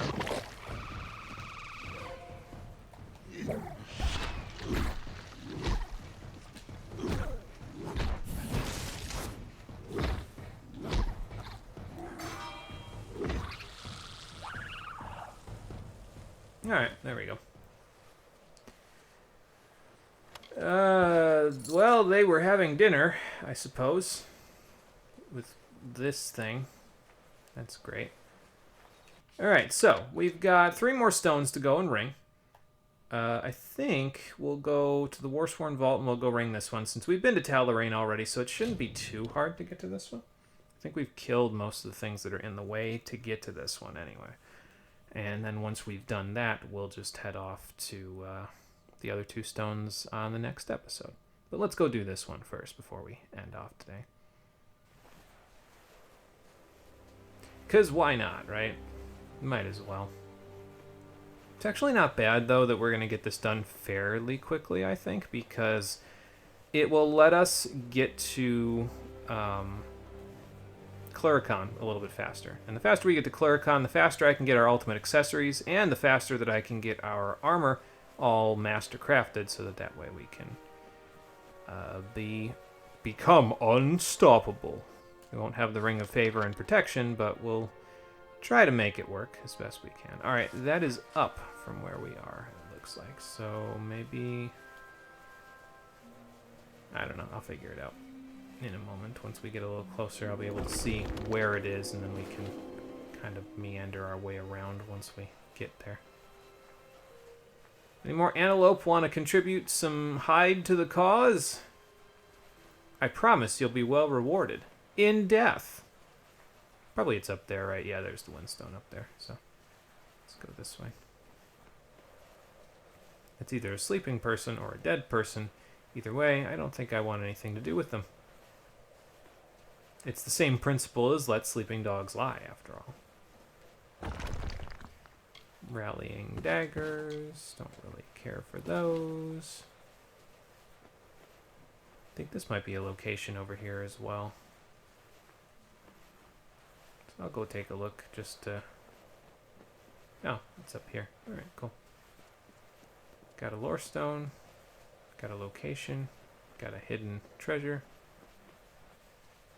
All we're missing is some animals.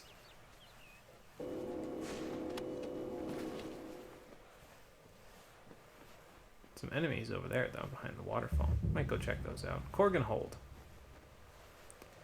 Because there's usually a secret behind the waterfall, so, you know, might as well check it while we're here. It's a bunch of wolves. Alright, then.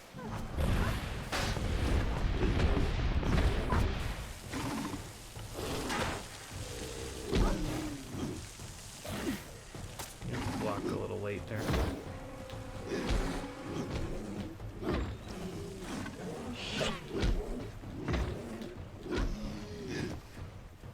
Alright, now, what were you guys hiding back here?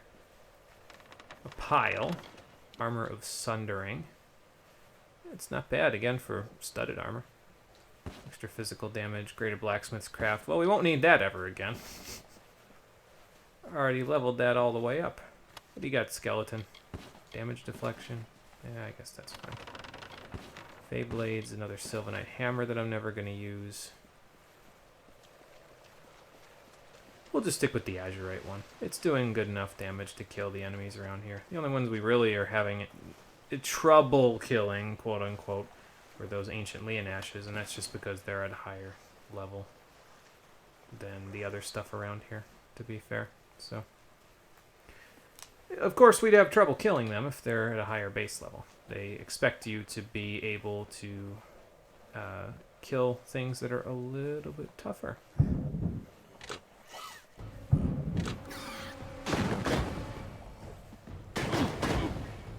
I'll just wait for that. Oh, okay. I guess the hammer just didn't feel like going out.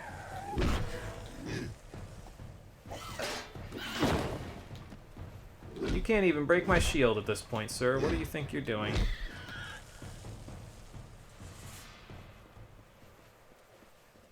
Looks like there's more that spawned over on the other side, but they're not bothering me, so... The mortals marched unto our golden plains.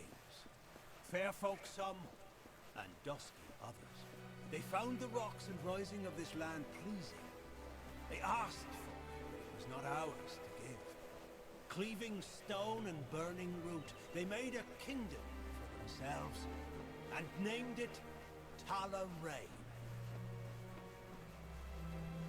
And that is the crumbling kingdom you see before you now. Alright, so what's over here? Bunch of freemen?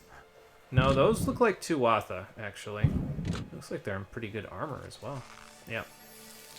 Well, let's give them a surprise they won't forget soon.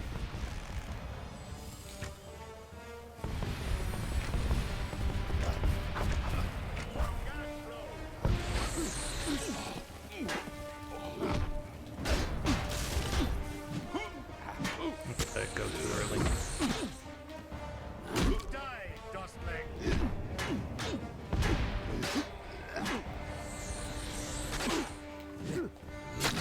Let it go too early again.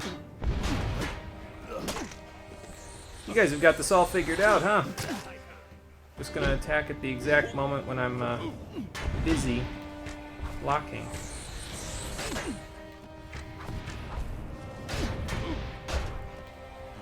Set the bad boy down here. And then... too far. And also, you knocked yourself back there. I'm coming for you! There's only so far you can run before you hit a mountain. I think that was a mistake. Also, you left it, so, like, why would you even leave it? You're just making this harder on yourself. Alright, well, anyway. Oh, good, there's more of them. Good, now I can finally use my frost traps.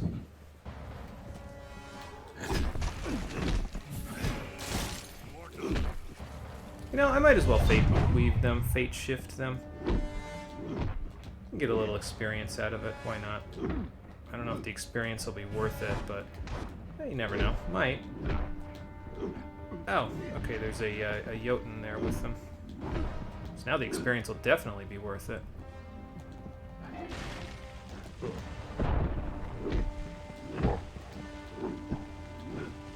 Okay, so experience booster, and then what'd you do? Just decide to come up because there was a fight? That doesn't seem like a very smart survival strategy.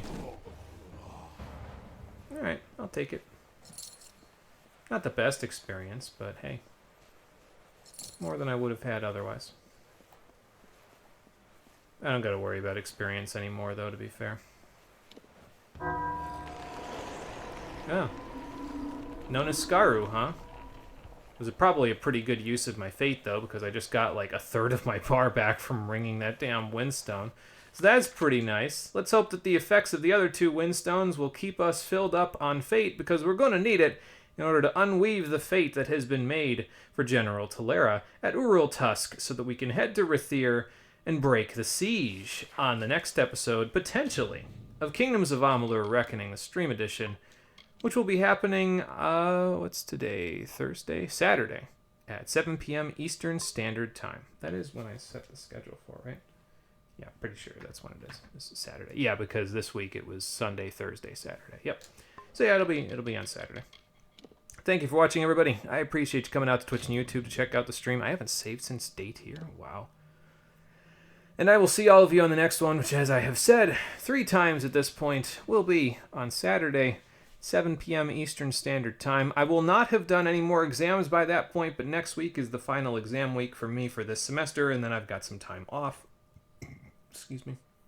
I might actually stream more than 3 times next week because I'll be off, but it's just going to depend on how much work I'm doing for studying and stuff like that. So I'll figure it out before we get there. Until then, everybody, or rather until Saturday in this case, take care and have a good one. I'm going to have to stand here smelling the blood of the enemies that I just killed for a couple of days now, aren't I? That, I guess it's a good thing I've got a helmet with somewhat of a closed nostril on it. It'd probably be even better if it was a full closed helmet, because that doesn't seem like a very sanitary way to spend my time. Maybe I'll spend it over here. Maybe the windstone will, like, blow the air away from me if I look out on the land like this. I don't know, it seems like a more epic picture anyway, to be fair.